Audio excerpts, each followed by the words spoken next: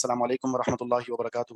الحمد للہ رب العالمین والعاقبۃ للمتقین والصلاة والسلام علی اشرف الانبیاء والمرسلین اما بعد.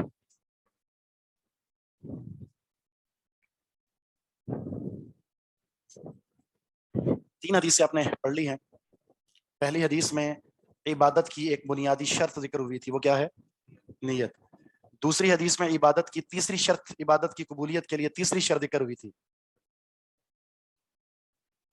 جی، طہارت، پاکیزگی، ٹھیک ہے، جو کہ وضو کی صورت میں. تیسری حدیث میں سزا کا ذکر ہے. کس کی سزا؟ جس کی طہارت نامکمل ہوئی. تو عبادت کے لیے نیت شرط، دوسری شرط طہارت ہے. ان دونوں کے بغیر عبادت قبول نہیں. اور اگر آپ نے نیت بھی ٹھیک ہے، طہارت بھی کی ہے، لیکن آپ کی طہارت نامکمل ہے، تو بھی آپ سزا کے حقدار ہیں. یہ جو آخری حدیث پڑھی ہے، اس حدیث میں تین صحابہ کا ذکر ہے: عبداللہ بن عمر بن عاص، ابو ہریرہ اور عائشہ رضی اللہ تعالی عنہم. عبداللہ بن عمر بن عاص یہ وہ جلیل القدر صحابی ہیں جو اپنے والد سے پہلے مسلمان ہوئے تھے. مدینے کی طرف ہجرت کرنے والے ہیں. یہ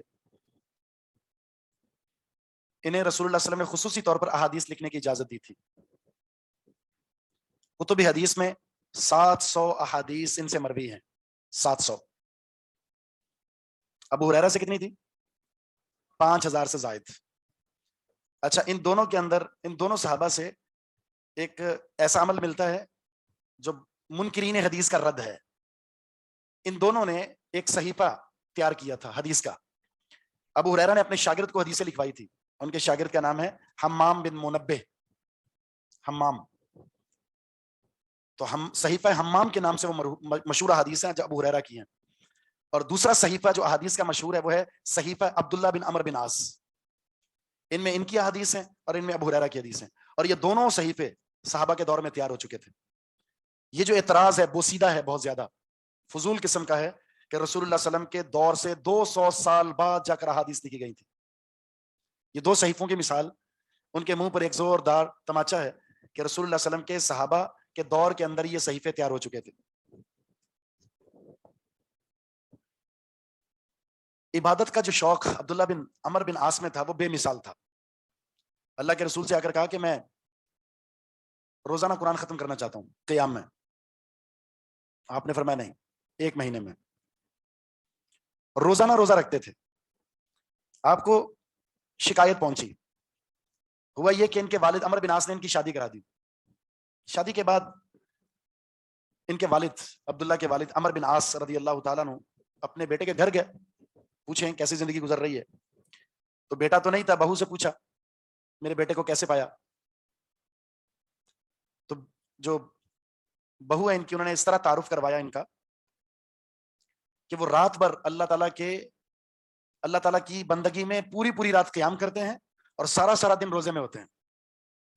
رات بھر قیام اور دن بھر روزہ. سمجھ گئے وہ؟ رسول اللہ صلی اللہ علیہ وسلم کو مسئلہ پہنچا دیا گیا. پیارے پیغمبر علیہ السلام نے ان کو بلایا کہ تم کیا کرتے ہو؟ تو انہوں نے یہ بتا دیا، سیدھی سی بات ہے کہ یہ کرتا ہوں. تو نبی علیہ السلام نے فرمایا تمہاری آنکھ کا تم پر حق ہے، تمہاری بیوی کا تم پر حق ہے، تمہارے مہمانوں کا تم پر حق ہے، تمہارے رشتہ داروں کا تم پر حق ہے، تمہارے جسم کا تم پر حق ہے. ہر حق والے کو اس کا حق دو. یعنی اگر آپ اللہ کی عبادت کر رہے ہیں اور اس بندگی میں دوسروں کے حقوق کو تلف کر رہے ہیں تو یہ بھی جائز نہیں ہے. اللہ کو راضی کرنے کے لیے کوئی ایسا کام کر رہے ہیں جس سے دوسروں کو تکلیف پہنچ رہی ہو، قطعاً جائز نہیں ہے. تو نبی علیہ السلام نے ان کو سمجھایا کہ بہت زیادہ اگر تمہیں شوق ہے نا روزے رکھنے کا، تو آخری حد یہ ہے 1 روزہ رکھو اور 1 چھوڑو. آخری حد یہ ہے. ورنہ آپ نے فرمایا تھا مہینے میں 3 روزے رکھو، پورے 30 دن کا ثواب ملے گا، کیونکہ 1 روزے کا ثواب 10 روزوں کے برابر ہے. اور آپ نے فرمایا 1 مہینے میں قرآن ختم کر لیا کرو. اجازت لیتے رہے بالآخر اجازت یہاں تک پہنچی کہ 3 دن میں قرآن مکمل کروں گا میں، 3 دن میں، اور 1 روزہ رکھوں گا اور 1 چھوڑوں گا. 15 روزے مہینے میں، 15 روزے، اور کتنے قرآن ختم ہوں گے؟ 10. کیا عبادت کا شوق ہے. شیخ میں ایک سوال پوچھ سکتا ہوں؟ نہیں ابھی نہیں، ابھی میری بات جاری ہے، ابھی بالکل نہیں پوچھیے گا سوال. اللہ کے رسول صلی اللہ علیہ وسلم نے جب انسان کو کوئی چیز کرنے کا حکم دیا ہے، اس کے پیچھے اس کی پوری عمر کو دیکھ کر وہ فیصلہ ہوتا ہے کہ آپ نے 3 روزے رکھنے ہیں. آپ کو پتا ہے آپ کی زندگی میں ابھی جوانی ہے، بڑھاپا بھی آنا ہے. تو ہمیشہ ہی آپ کے اندر یہ طاقت نہیں رہتی. تو یہ صحابی خود فرماتے ہیں اللہ کے رسول کی کاش وہ بات کہ 1 مہینے میں قرآن مکمل کرو اور 3 روزے رکھا کرو, کاش وہ اس بات پر عمل کر لیتا. آج میرے اندر وہ قوت نہیں ہے کہ میں اپنی خود جو بات میں نے منوائی تھی اس پر میں عمل کر سکوں. تو رسول اللہ صلی اللہ علیہ وسلم کے اور شریعت کے جو فیصلے بہت دور اندیشی کے ساتھ ہوتے ہیں. اور ایسا ہوتا ہے بندے کے اندر کچھ باتیں سننے کے بعد ایک جذباتیت پیدا ہو جاتی ہے, بس آج کے بعد شروع, 3 دن کے بعد خون ٹھنڈا ہو جاتا ہے اس کے بعد پھر ختم. تو رسول اللہ صلی اللہ علیہ وسلم نے واضح کر دیا کہ آپ نے عمل کیسے کرنا. ابو ہریرہ کے بارے میں آپ نے جان لی ہے. کیا نام تھا ابو ہریرہ کا؟ عبد الرحمن بن صخر رضی اللہ تعالیٰ عنہ. رسول اللہ صلی اللہ علیہ وسلم کے ساتھ کتنے سال ان کی رفاقت رہی ہے؟ 4 سال. یہ عائشہ صدیقہ رضی اللہ تعالیٰ عنہ رسول اللہ صلی اللہ علیہ وسلم کی بیویوں میں وہ واحد بیوی ہیں جن کو کچھ اعزازات حاصل ہیں. ان میں سے ایک اعزاز یہ ہے کہ یہ واحد کنواری بیوی تھی آپ کی, باقی کوئی متعلقہ اور کچھ بیوہ تھی. اور دوسرا یہ ہے کہ رسول اللہ صلی اللہ علیہ وسلم کو فرشتے نے آ کر ان کی تصویر دکھائی, شکل دکھائی من جانب اللہ کہ یہ آپ کی بیوی بننے والی ہے. 3 دن تک ایسا ہوتا رہا. بہت کم عرصہ رسول اللہ صلی اللہ علیہ وسلم کے ساتھ گزارا ہے انہوں نے. رخصتی کتنے سال میں ہوئی تھی؟ 9 سال میں. ساتھ کتنا رہا؟ 9 سال. 18 سال جب زندگی کے تھے رسول اللہ صلی اللہ علیہ وسلم دنیا سے رخصت ہو گئے, اس کے بعد 50 سال تک زندہ رہی ہیں. ان 9 سالوں میں جو حدیثیں سیکھی ہیں, سمجھی ہیں, دین سیکھا ہے, بلکہ گھر کے اندر جتنے معاملات ہوتے ہیں میاں بیوی کے, وہ سارے کے سارے اہل خانہ کے جو معاملات ہوتے ہیں وہ سارے کے سارے معاملات کم و بیش عائشہ صدیقہ رضی اللہ تعالیٰ عنہ نے بیان کیے. یہ ہے اصل مقصد رسول اللہ صلی اللہ علیہ وسلم کی زندگی میں عائشہ صدیقہ رضی اللہ تعالیٰ عنہا کی آمد کا. محدثہ کہلاتی ہیں یہ صحابیات میں, محدثہ, فقیہہ.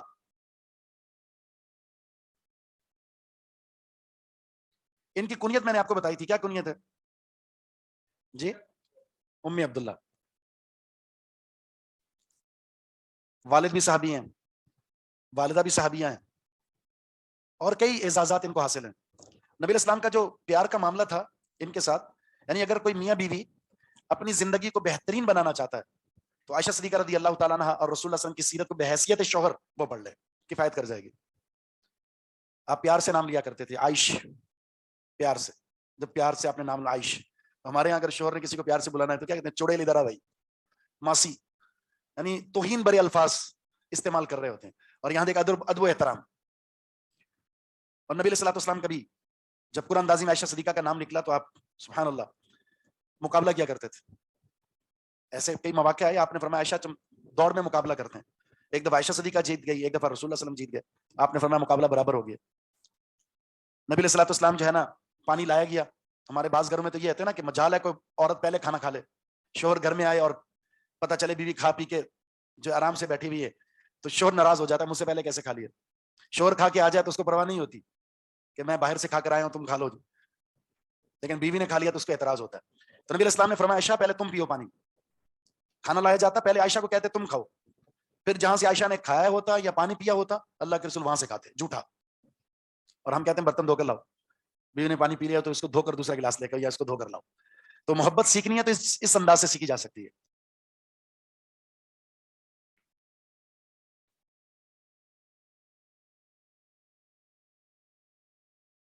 اس حدیث میں کچھ بنیادی مسائل تھے, وہ مسائل آپ نوٹ کر لیں جو تیسری حدیث کے مسائل ہیں. اچھا, ان سے جو احادیث مروی ہے نا وہ 2210 ہے, 2210 احادیث عائشہ صدیقہ رضی اللہ تعالیٰ عنہ سے مروی ہیں. اس سے ان کی فقاہت کا اندازہ ہوتا ہے. سر کتنی احادیث؟ جی 2210.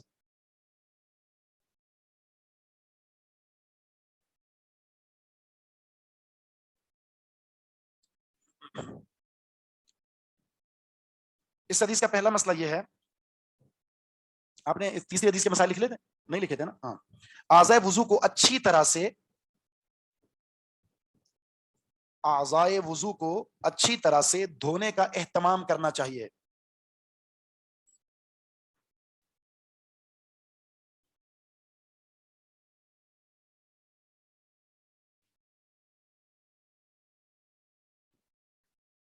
نمبر 2, وضو کے اعضاء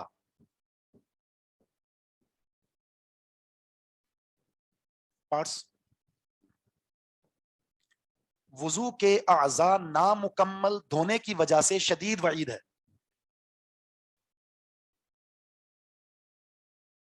یعنی جن حصوں کو وضو میں ہم نے دھونا ہے اگر ان کو نامکمل دھویا تو شدید وعید ہے.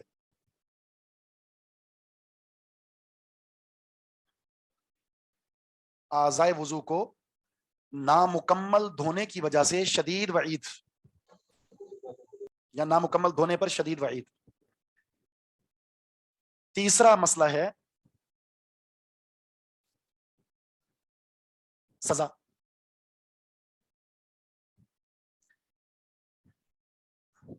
وعید مانا سزا. تیسرا مسئلہ یہ ہے کہ وضو میں پاؤں کو دھونا واجب ہے. وضو میں پاؤں کو دھونا واجب ہے.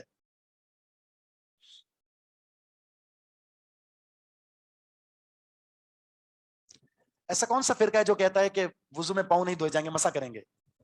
اہل تشیع شیعہ حضرات کے ہاں وضو کے اندر پاؤں کو نہیں دھویا جائے گا, مسح کیا جائے گا. ہمارے ہاں ہماری شریعت کے اندر, دین اسلام کے اندر پاؤں کو دھونا واجب ہے. مسح بھی کر سکتے ہیں لیکن جب موزے پہنے ہوئے وہاں. لیکن موزے پہنے ہو تو مسح ہو جاتا ہے پراپر؟ جی جی بالکل ہو جاتا. سورہ مائدہ کی آیت ہے لیکن اس کو پڑھتے پتہ کیسے ہیں؟ اچھا آپ کہیں گے وہ ان کے پاس دلیل کیا ہے؟ تو ان کی دلیل یہ ہے قرآن کریم سورہ مائدہ کی آیت ہے وَامْسَحُوا بِرُؤُوسِكُمْ وَأَرْجُلَكُمْ.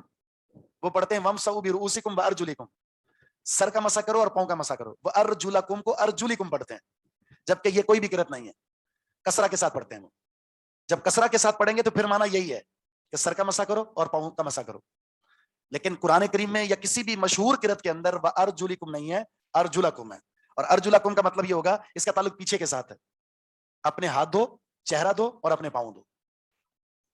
سر یہ بھی کہا جاتا ہے کہ اگر آپ نے واجب اور فرض میں کوئی فرق نہیں. جی, اور یہ بھی کہا جاتا ہے کہ اگر آپ نے موزے پہنے ہوں, کوئی لیدر کے ہوں, اس ٹائپ کی بھی کوئی ایک بات. وہ انشاءاللہ العزیز میں نے کل بات کی تھی. اچھا, ہم کتاب طہارت پڑھ رہے ہیں, انشاءاللہ یہ آپ کے ہر سوال کا جواب. کوئی ایسا ہے جو آپ کو بہت زیادہ پریشان کر رہا ہے نا سوال, اور ابھی لاحق ہو چکا ہے, اس کا سوال کریں. ورنہ طہارت کے مسائل انشاءاللہ اس پر الگ باب آ رہا ہے جس میں موضوع پر مسئلے کا بیان ہے, تو انشاءاللہ وہاں آپ کے مسئلے حل ہو جائیں گے. حضرت صاحب, جی ہیلو جی حضرت صاحب, آپ نے کہا تھا کہ آپ پراپر وضو کرنا بھی بتائیں گے ایک دفعہ, تاکہ جس کے تو آپ کب بتائیں گے؟ آج آپ کی آخری کلاس ہے نہیں, دراصل وضو کا وہ چل رہا ہے نا ٹاپک, اس چلے آپ وجہ سے میں نے کوئی بات نہیں. انشاءاللہ اتنا صبر کیا ہے آپ نے 20-30 سال, تو اور 1-2 دن کر لیں, انشاءاللہ حل ہو جائے گا مسئلہ. کوشش کر رہے ہیں جتنا جلدی ہم کر سکیں انشاءاللہ. جی سر, کل آپ نے کہا تھا کہ کچھ لوگوں کو جو عذر ہوتا ہے نماز کے دوران, یا فیمیل کی کوئی پرابلم ہوتی ہے یا مین کی, تو اس دوران ہم اس ایک وضو سے نماز تو پڑھ لیتے ہیں. اگر ایسا تو نہیں ہے کہ ہم نماز کے دوران اگر وضو ٹوٹ گیا تو ہم جائیں گے پھر وضو کریں گے؟ اگر بیماری ہے تو آپ فرض اور سنت اسی وضو سے پڑھ لیں, تاکہ چاہے درمیان کے اندر آپ کے ساتھ وہ مسئلہ لاحق ہو جائے, ایک ہی وضو سے اپنی پوری نماز مکمل کر لیں سنتوں کے ساتھ. لیکن اگر بیماری نہیں ہے تو پھر آپ کو جانا ہوگا. بعض اوقات کچھ فیمیلس ایسی ہیں, میری اپنی سسٹر کے وضو کر رہی ہوتی ہے, وضو کے دوران ہی اس کو جو ہے, کیونکہ وہ میرڈ ہے, اس کو اس کا وضو پھر بھی نہیں رہتا, تو کافی اس کو یہ مسئلہ ہے. تو اس لیے میں پوچھ رہی ہوں کہ اگر وہ وضو کر لے, اسے ایک وضو سے نماز پڑھ لے, بار بار اس کا جو وضو ٹوٹ رہا ہے. جی ہاں بالکل بالکل, اسی وضو سے نماز پڑھ لیں, بار بار کرنے کی ضرورت نہیں ہے. ٹھیک ہے, جزاک اللہ. مرض ہے. چوتھی حدیث. سوال تھا جی سر, کل جو ہم نے حدیث پڑھی تھی کہ جب کسی کو بیماری ہو ہوا خارج ہونے کی, تو اس کے ایک ہی دفعہ وضو کرنا ٹھیک ہے, کافی ہوتا ہے. لیکن کبھی کبھی ایسا ہوتا ہے کہ بیماری نہیں ہوتی لیکن کسی دن بار بار وضو ٹوٹ جاتا ہے, تو اس دوران کیا کرے انسان؟ اگر وہ کبھی کبھار ایسا ہوتا ہے تو پریکٹس کر لے بار بار وضو کرنے کی. لیکن اس کا تعلق جو ہے نا, جو میں نے بتایا ہے, باقاعدہ بیماری ثابت ہو جانے کے بعد ہے کہ آپ کے ساتھ یہ بیماری کا معاملہ ہے. کبھی کبھار ایسا ہو جاتا ہے تو اس میں 2-4 دفعہ وضو کرنے سے کچھ نہیں ہوتا. ابو ہریرہ رضی اللہ. اور ایک سوال میرا تھا کہ یہی بیماری کی حالت میں بعض بات پردے دار عورت ہوتی ہے تو وضو کر کے گھر سے نکلتی ہے, لیکن شام کو واپس آنا ہوتا ہے, 2-3 نمازیں بیچ میں آ جاتی ہیں, وضو کا کوئی ایسا کوئی انتظام نہیں ہوتا, تو کیا وہ پھر کر سکتی ہے اسی وضو میں, اور بیماری بھی کے ساتھ 3 نمازیں 2 ادا کر سکتی ہے؟ ایک وضو کے ساتھ جتنی چاہے نمازیں پڑھ لیں آپ, لیکن وضو برقرار رہے. اچھا, بیماری کا پرابلم نہیں ہے, اگر ہے بھی تو؟ بیماری نہیں ہے, بیماری نہیں, لیکن آپ کا وضو برقرار ہے تو. نہیں ہے, بیماری ہے, مثلا ہے کسی ہاں کو, بیماری ہے تو پھر نہیں ہے, پھر بھی ایک ہی نماز پڑھ سکتی ہے. مطلب اگر وہ باہر ہے, مجبوری ہے, تو پھر بس ایک ہی نماز پڑھ کے گھر آئے جی گی, صرف ایک. تو چھوڑ دی جائیں گی. پھر اس کی دوسری صورت یہ ہے کہ وہ جمع بین الصلاتین, 2 نمازوں کو جمع کر لے. ٹھیک ہے شکریہ. اس کی صورت کیا ہے, آپ کو انتظار کرنا ہوگا کتاب الصلاۃ تک, اگر آپ لوگ پڑھنے دیں گے تو. باقی سمجھ گئے ہوں گے آپ. ابو ہریرہ رضی اللہ تعالیٰ عنہ فرماتے ہیں, رسول اللہ صلی اللہ علیہ وسلم کا فرمان ہے, حدیث کے پہلے الفاظ پر غور کر لیں, میں ترجمہ کر دیتا ہوں, لفظ پر آپ دیکھیں. اذا جب توضأ वुजू करे, अहदुकुम तुम में से कोई एक, फलयजअल उसे चाहिए कि वो डाले, फी अनफिही अपने नाक में, अनफ कहते हैं नाक को, क्या डाले, मा अन पानी, सुम्मा फिर, लियस्तनफिर उसको वो झाड़े, पहले पानी डालना है उसके बाद फिर पानी को झाड़ना है। वमन इस्तजमरा और जो शख्स ढीले इस्तेमाल करता है, इस्तिजमार कहते हैं मट्टी का ढीला इस्तेमाल करना, मट्टी के जो पत्थर होते हैं मट्टी की तरह सख्त मट्टी है, मट्टी का जो ढीला होता है जमी हुई मट्टी, वो इस्तेमाल करना चाहता है, यानी पानी मौजूद नहीं है, तहारत उसने करनी है, कोई पत्थर इस्तेमाल करना चाहता है तो फल यूतिर उसे चाहिए कि वो ताकदत में इस्तेमाल करे। ताकदत वैसे तो स्टार्ट होता है 1, 3, 5, लेकिन यहाँ तहारत का बयान है तो यहाँ से स्टार्ट होगा 3 से। हम इसकी वजाहत करते हैं, सिर्फ आप लफ्जी तर्जमे पर गौर करें अभी एक एक। सुम्मा लियस्तनफिर नहीं है, क्या है आपके पास है? लियस्तन फिर है, फिर गलत लिखा है। अच्छा दिखाइएगा मुझे किताब आप।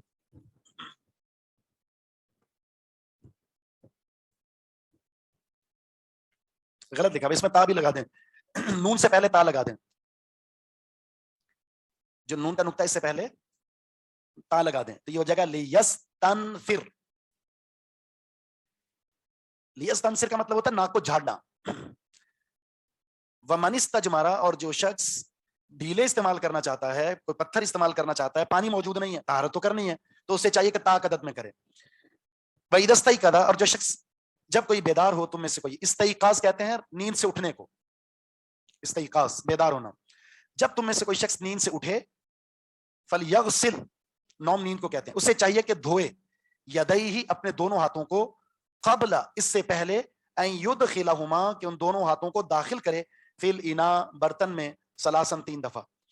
रात को उठा है या किसी भी वक्त नींद से उठा है, उठने के बाद डायरेक्ट बर्तन में हाथ दाखिल ना करे, इसलिए कि ये जो हाथ हैं नींद की वजह से इन हाथ को हो सकता है नजासत लग गई हो, मुमकिन है, इसलिए अब जब बर्तन में हाथ दाखिल करेंगे तो बर्तन के नजस होने का, पानी के खराब होने का अंदेशा है, इसलिए बाहर आप अपने हाथ को साफ करें, उसके बाद फिर अगर आप जरूरी समझते हैं तो बर्तन में हाथ दाखिल कर लें। फ़इन्न अहदकुम इसलिए कि तुम में से कोई भी शख्स, ला यदरी नहीं जानता, ऐना कहां, बातत रात गुजारी है, यदुहु उसके हाथ में।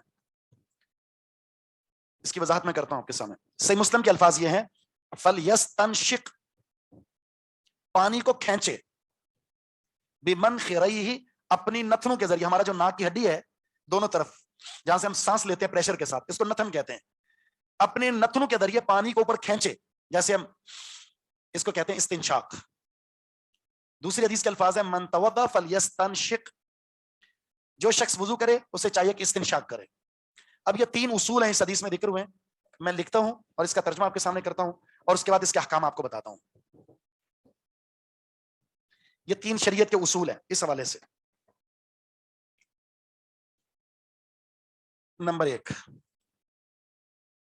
इस्तिंशाक, यह है इस्तिंशाक, इस्तिंशाक। नंबर 2, ये वुजू का पार्ट है, इस्तिंसार।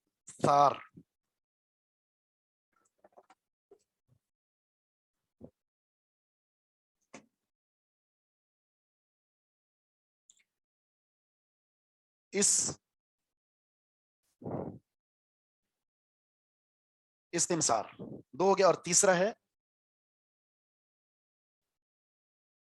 इस्तिजमार। इस्तिंशाक, इस्तिंसार, इस्तिजमार, इसका मतलब है नाक में पानी चढ़ाना।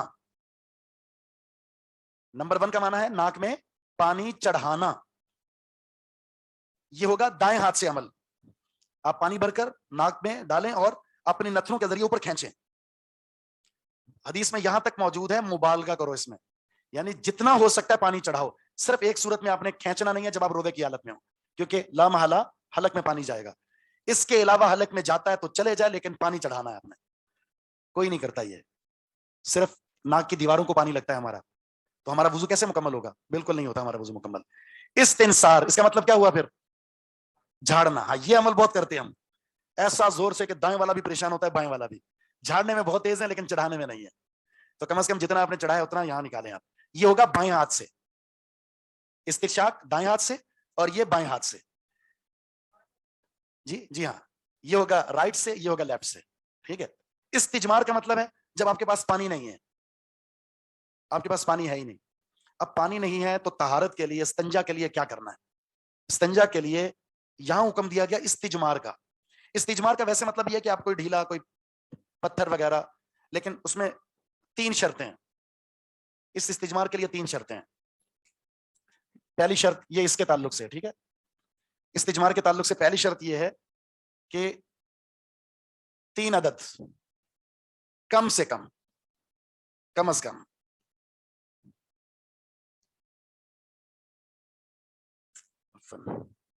दूसरी शर्त पाक चीज हो, पाक होना जरूरी है उसका। तीसरी शर्त, उसमें तीसरी शर्त में जज्ब की सलाहियत है। उसमें जज्ब करता मतलब हो कि जैसे आप टिश्यू है ना, आप टिश्यू को पानी पर रखेंगे तो क्या होगा? ये पानी को जज्ब कर लेगा। तो उसके अंदर ये सलाहियत मौजूद हो कि वो आपके जरासीम को या आपके जो कतरात हैं या जो नजासत है उसको खींच ले वो। तो इसके लिए अब देखें, टिश्यू अगर कोई इस्तेमाल करता है तो कम से कम 3 अदद पाक है ये, और फिर इसमें जज्ब की सलाहियत भी है।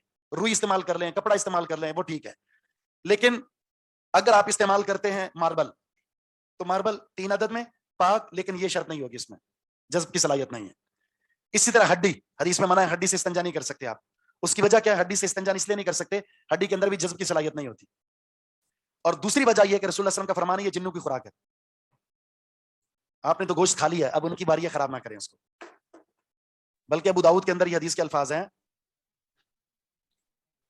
कि जो बिस्मिल्लाह पढ़कर गोश्त खाकर हड्डी फेंकता है तो पहले से ज्यादा गोश्त लगा हुआ जिन्नों के पास पहुंचता है। अगर 1 पाव था तो अब हो सकता है 1.5 पाव या आधा किलो, लेकिन अगर आपने बिस्मिल्लाह नहीं पढ़ी तो नुकसान कर दिया उनका। तो हड्डी से इस्तिंजा करना मना है, एक। दूसरा, गोबर से, जो जानवरों का फुजला होता है, जानवरों का गोबर, उनसे भी जायज नहीं है। उसकी वजह क्या है? उसकी एक वजह यह है कि जानवर 2 तरह के होते हैं। एक वो जानवर जिनका गोश्त हम खाते हैं, उनका पेशाब या उनका गोबर वो नजस नहीं होता, कपड़ों पर लग जाए तो कपड़े नजस नहीं होंगे आपके, जी, गंदा, नापाक, आपके कपड़े नापाक नहीं होंगे, ठीक है। इसकी सबसे बड़ी दलील वो आपने सुनी है ना, हदीस सही बुखारी में, रसूलुल्लाह सल्लल्लाहु अलैहि वसल्लम नमाज पढ़ रहे थे तो मुशरिकीन मक्का ने ओजड़ी रख दी नबी इस्लाम, और आपने अपनी नमाज मुकम्मल की, उसमें खून भी लगा था, जाहिर ओजड़ी के अंदर गंदगी भी होती है। इसी तरह रसूलुल्लाह सल्लल्लाहु अलैहि वसल्लम का फरमाना कब जानवरों के बाड़े में, बकरियों के बाड़े में नमाज पढ़ सकते हैं। तो बाड़े में क्या होता है? उनकी मेंगनियां होती हैं, उनका पेशाब होता है, जायज है, कोई हर्ज नहीं है। पहली शर्त क्या थी इस्तिजमार की? पहली शर्त लिखी हुई है, दूसरी भी लिखी हुई है, तीसरी भी। 3 दफा, कम से कम 3 बार इस्तेमाल करें, यानी 3 होने चाहिए। वो पत्थर है तो कम से कम 3 हो आपके पास। कि वो तादाद में 3 हो या एक ही पत्थर को 3 दफा इस्तेमाल नहीं करना? नहीं, 3 अदद में, 3 तादाद लिखी हुई है। वो एक पत्थर को 3 जावियों से इस्तेमाल करने की इजाजत तब है जब 3 ना मिल रहे हो।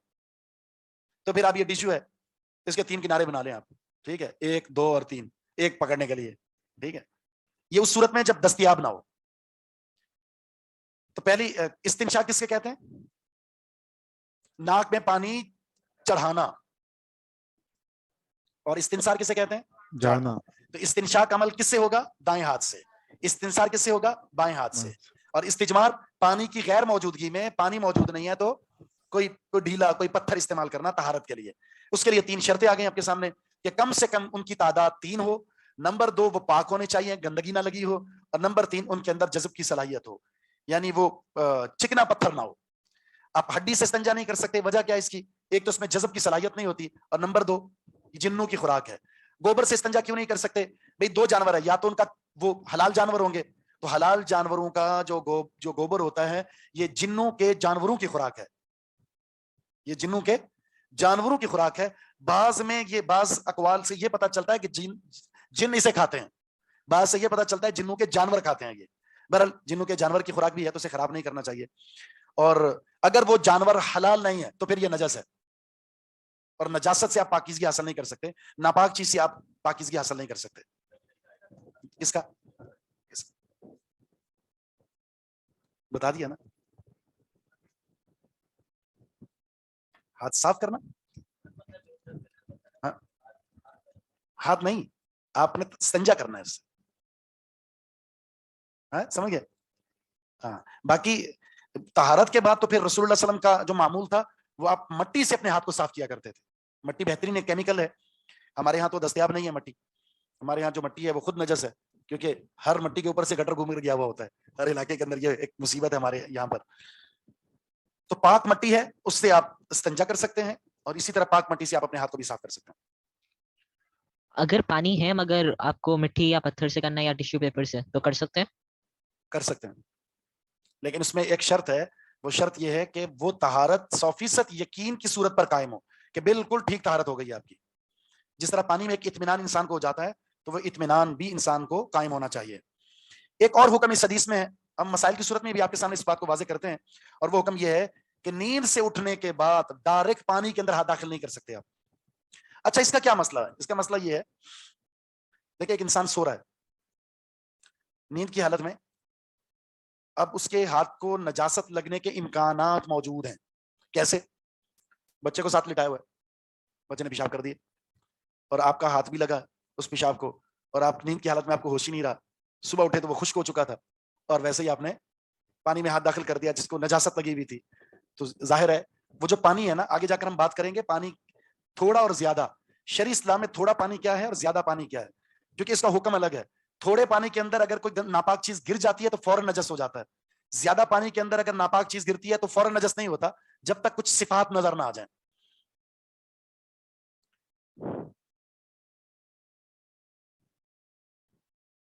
ٹھیک ہے, اب آپ کیا کریں گے صبح اٹھنے کے بعد؟ اچھا اگر بچہ ساتھ نہیں لیٹا ہوا تو بھی یہ تو امکانات موجود ہیں کہ انسان جو ہے جوان ہے, ظاہر ہے اس کو احتلام کا معاملہ ہو سکتا ہے, ٹھیک ہے, اور اس نیند کی حالت میں اس کا ہاتھ کہاں جاتا ہے اسے نہیں پتا, اور وہ ہاتھ اس کے کپڑے پر لگا ہے اور وہ نجاست ہاتھ میں منتقل ہوئی ہے اور پانی میں منتقل ہوئی ہے. بالٹی میں کتنا پانی ہوگا؟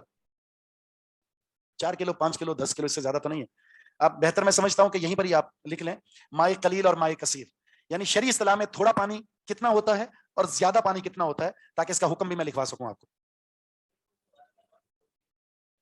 نہیں کہیں نہیں, روح کہاں گھومے گی, روح نے کیوں گھومنا ہے؟ سر آپ ریپیٹ کر سکتے ہیں جو بھی آپ نے بتایا یہ جی لکھیں, شرعی اصطلاح والا. شریعت دین کے اندر, یہ شریعت کے اندر کم پانی کی مقدار کیا ہے اور زیادہ پانی کی مقدار کیا ہے. اچھا ویسے پانی کو عربی میں کیا کہتے ہیں؟ معون, اور تھوڑے کو کیا کہتے ہیں؟ قلیل. تو مائے قلیل یہ اصطلاح بن گئی شریعت. مائے قلیل 5 من 27 کلو سے جو کم ہو, 227 کلو, 227 کلو, 227 کلو کہہ لیں یا 5 من 27 کلو کہہ لیں؟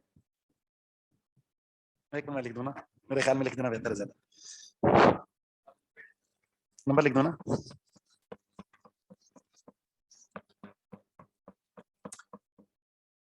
یہ ہے جی مائے قلیل, یعنی زیادہ پانی, ٹھیک ہے, کم پانی.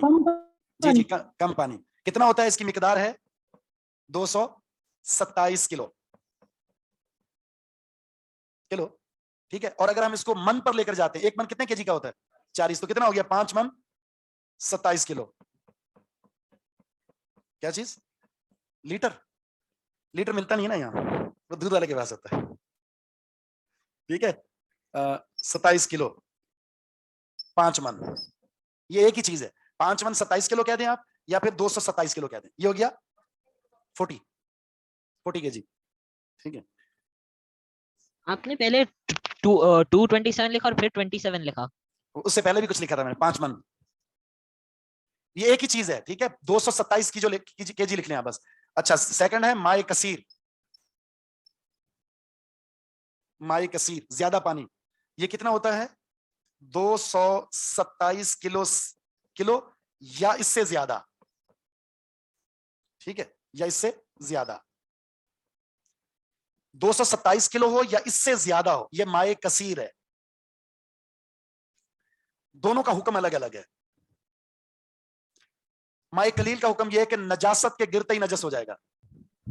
सर आपने हाथ डाला, आपके हाथ में गंदगी लगी हुई थी, हाथ डाला, खराब हो गया पानी। चूहा मरा, खराब हो गया। कुत्ता उसके अंदर गया, खराब हो गया। गटर का पानी थोड़ा सा गया, खराब हो गया। अब आपको उसको साफ करना होगा जी। ये माए कलील है, ठीक है, ये माए कलील का हुक्म है। अच्छा, अब माए कसीर का हुक्म क्या है? नजासत के गिरने से, नापाकी के गिरने से नजस नहीं होता, नापाक नहीं होता, जब तक तीन में से कोई एक चीज नजर ना आ जाए। माए कसीर कितना होता है? 227 किलो या इससे ज्यादा। इसका हुक्म क्या है? नापाक चीज गिरने से नापाक नहीं होगा जब तक तीन में से कोई एक चीज नजर ना आ जाए। वो तीन चीजें क्या है? रंग बदल जाए, बू आने लग जाए, या जायका तब्दील हो जाए, स्मेल आने लग जाए, और टेस्ट बदल जाए उसका। सर या ये कलर में तब्दील। पैमाना कहाँ से लिया गया है ये? जी मैं बताता हूँ, आपको बताता हूँ कहां से लिया गया ना।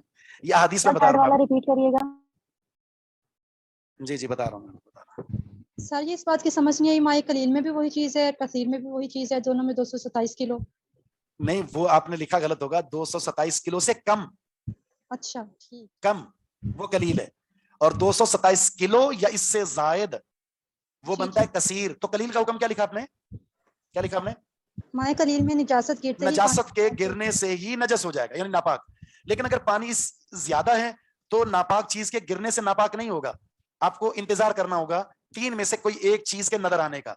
नंबर एक, टेस्ट बदल गया उसका, कलर में तब्दीली आ गई है, या स्मेल आने लग गई है। एक चीज भी नजर आई तो आपको पूरा टैंक खाली करना होगा। साफ करने के बाद नया टैंक मंगवाना पड़ेगा आपको। शेख अस्सलाम वालेकुम, अगर हमारे टैंक है घर के ऊपर, उसमें कोई फर्ज करें चूहा गिर गया, वो 227 से ज्यादा है, हमने उसको निकाल लिया ये तीनों निशानियां आने से पहले, फिर पाक है, जज़ाकुमुल्लाह, पानी पाक है। क्योंकि माई कसीर में इनमें से कोई एक चीज का नजर आना जरूरी है। सिर्फ किसी चीज के वहां दाखिल होने से वो नजस नहीं होगी। अच्छा, अब आपका सवाल था कि ये आपने ये मसाइल कहां से लिए? ये हदीस से लिए।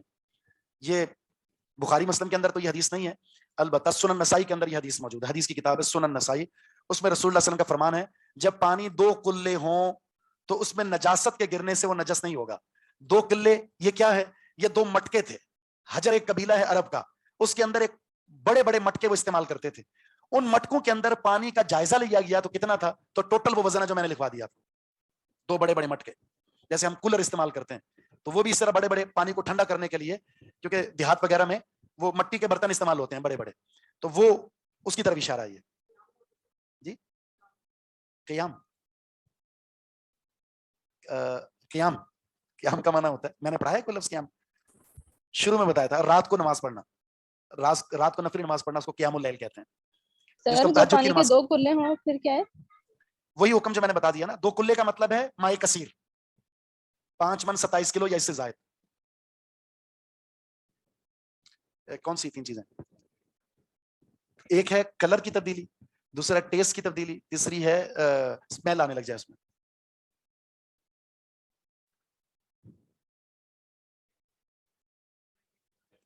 जी सर इस हदीस का नंबर बता दें आप किताब में। आपका क्या ख्याल है? मुंह में रखेगा, जाहिर साफ करेगा अपने मुंह को। जी क्या बोला आपने? इस हदीस का नंबर और बता भी बता दें। कौन सा? ये जो आपने अभी हमें माई कलील और माई कसीर का बताया है।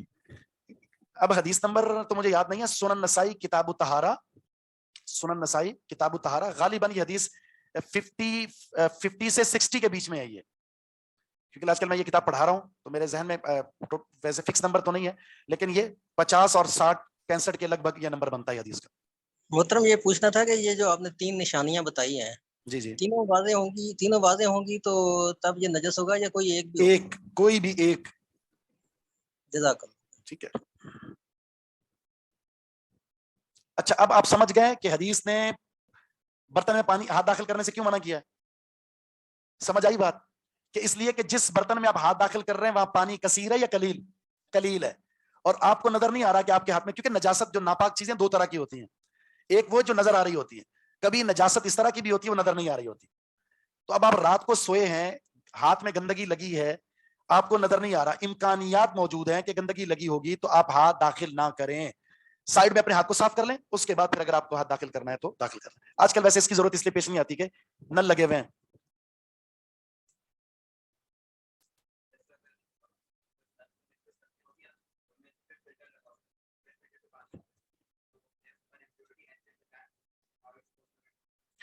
تو اگر آپ دیکھیں اس کے لیے بھی شرط یہ ہے نا, اس پانی کو جب صاف کر کے آپ تک پہنچا ہے تو وہ اس پانی کی رنگت کو تو بدل سکتا ہے.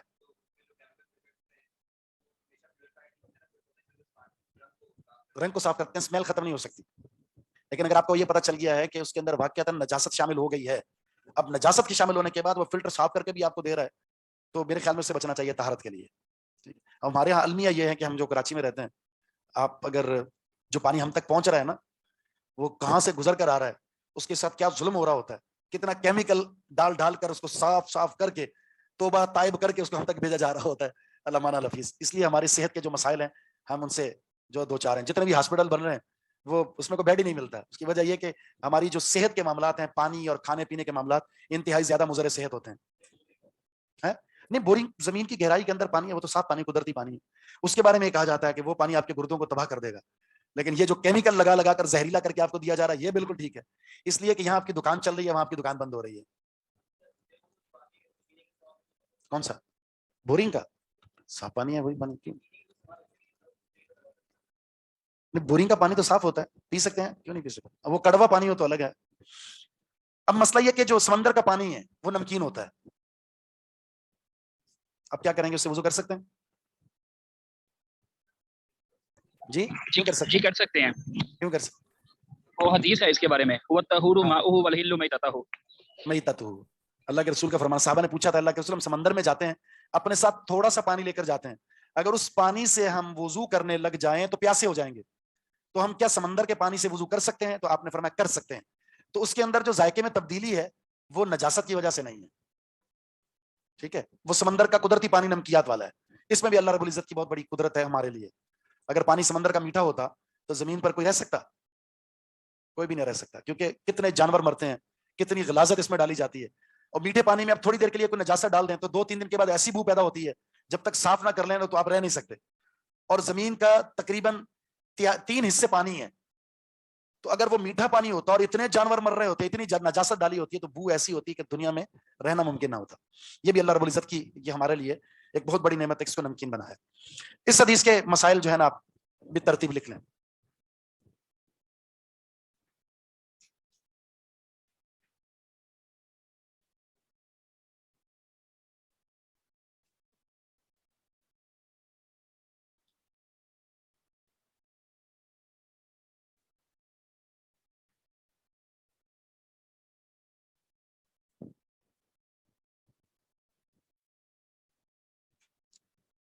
اچھا جی,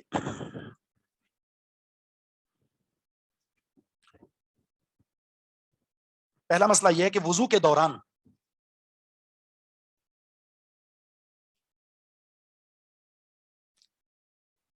چہرہ دھوتے وقت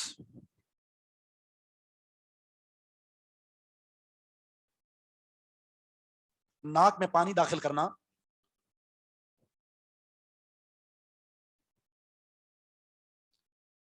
پھر اسے صاف کرنا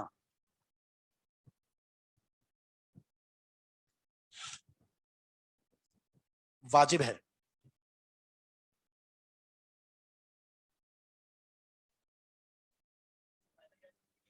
کیا چیز حدیث میں آ گیا؟ جی بالکل.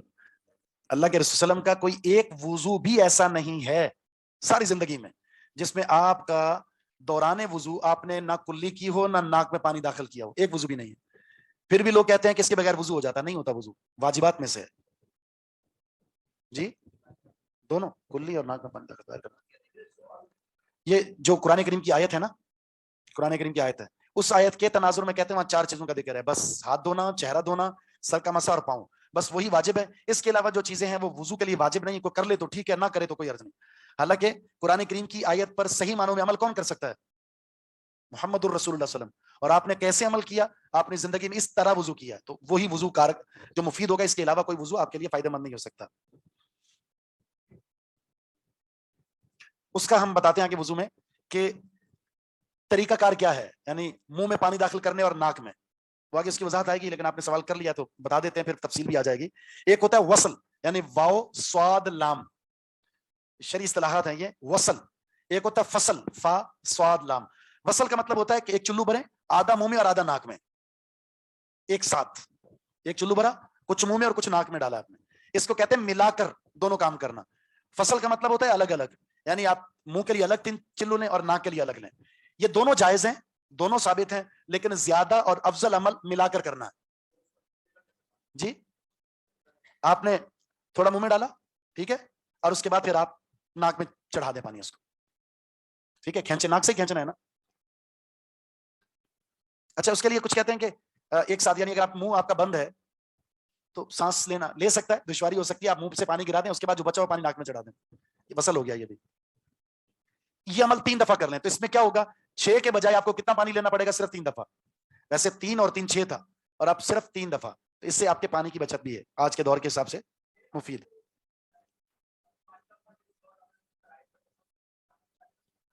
سارے ہی فرائض ہیں. چہرے, جب ہم چہرے کی بات کرتے ہیں نا, چہرے میں کلی کرنا اور ناک, یہ دونوں داخل ہو گیا. کیوں؟ اس لیے کہ اللہ کے رسول صلی اللہ علیہ وسلم کا عمل اس حدیث کی وضاحت کر رہا ہے, اس آیت کی. اگر ایسی پانی کی قلت, جس قلت کا سامنا ہمیں ہے, اس سے زیادہ رسول اللہ صلی اللہ علیہ وسلم کو تھا, اس سے زیادہ. اس میں کتنا پانی آ سکتا ہے اس میں, جی 200 سے 300, بس ایسا ہی. نبی علیہ السلام اس اتنے پانی سے بھی وضو کیا ہے, یعنی تقریباً 300 گرام.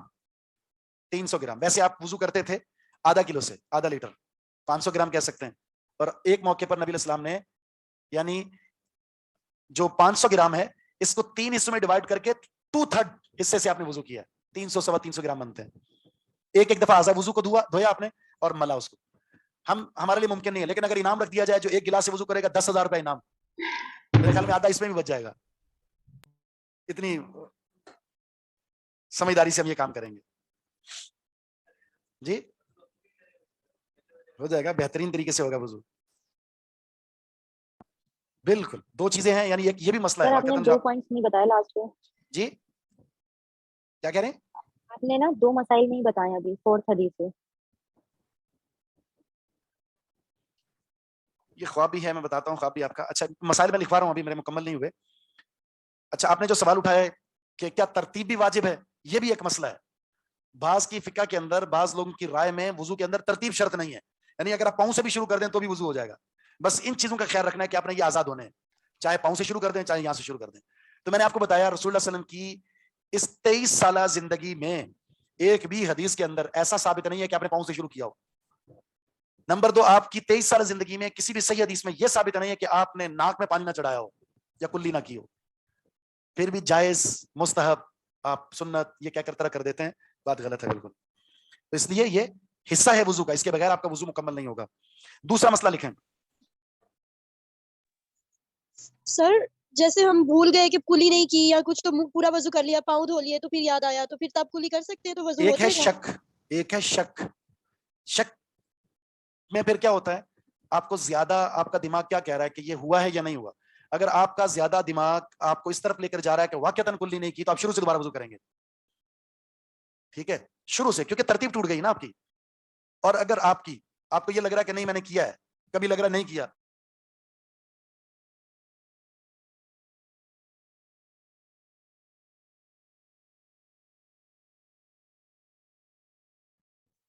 اچھا جی, ہماری کلاس میں صرف 15 منٹ رہ گئے, تو ہمارا ٹاپک ہم نے کافی کچھ کور کرنا تھا. بس اب کوشش کرتے ہیں, دیکھتے ہیں کتنا ہو سکتا ہے. لائٹ نہیں ہے تو پروجیکٹر بھی نہیں چل سکتا. آواز اٹک رہی ہے نا جی؟ اسکرین شیئر ہو رہی ہے, آواز بھی آ رہی ہے یا آ جا رہی ہے؟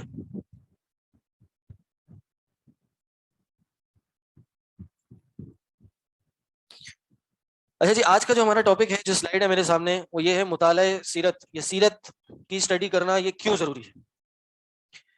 Why studying seerah is important.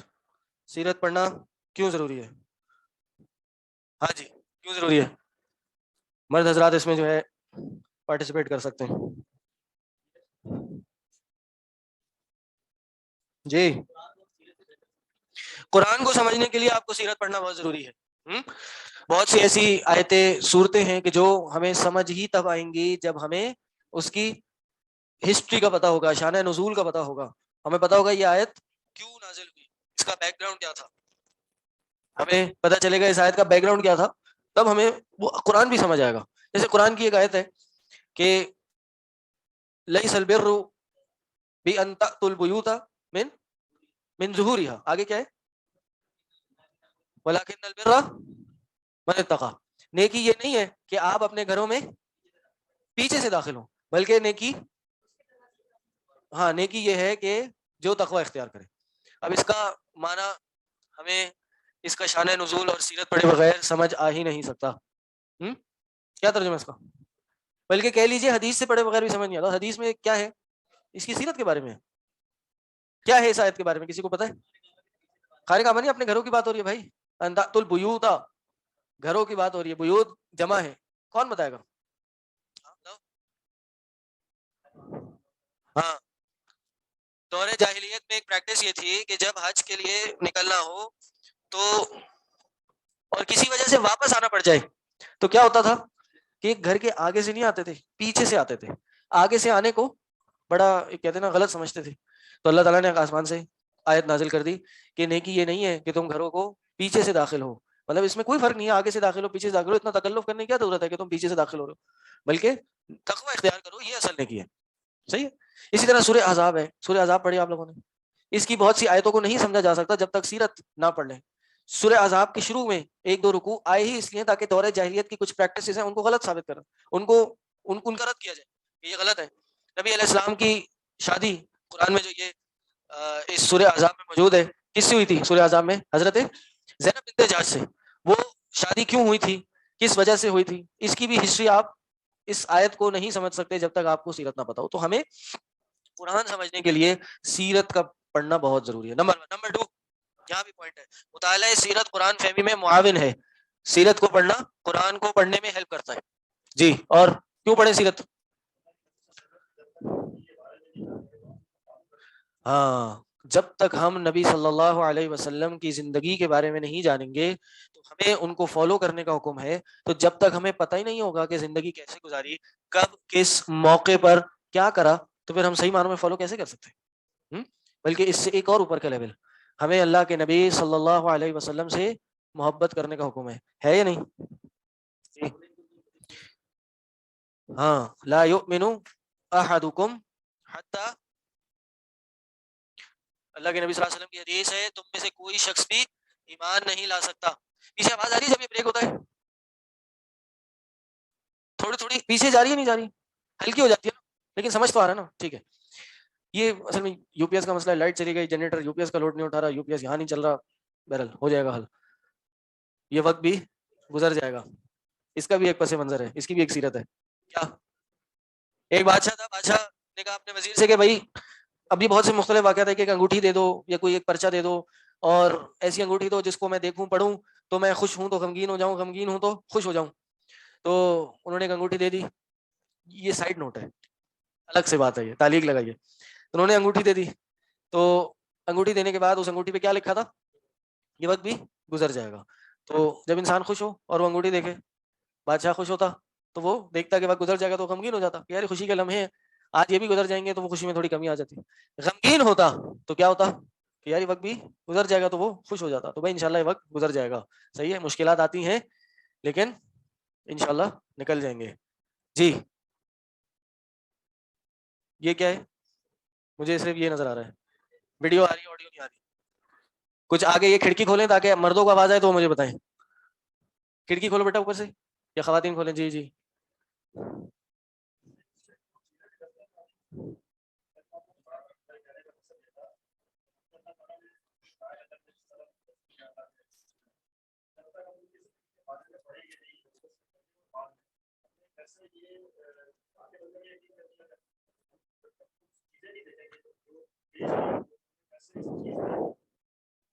جی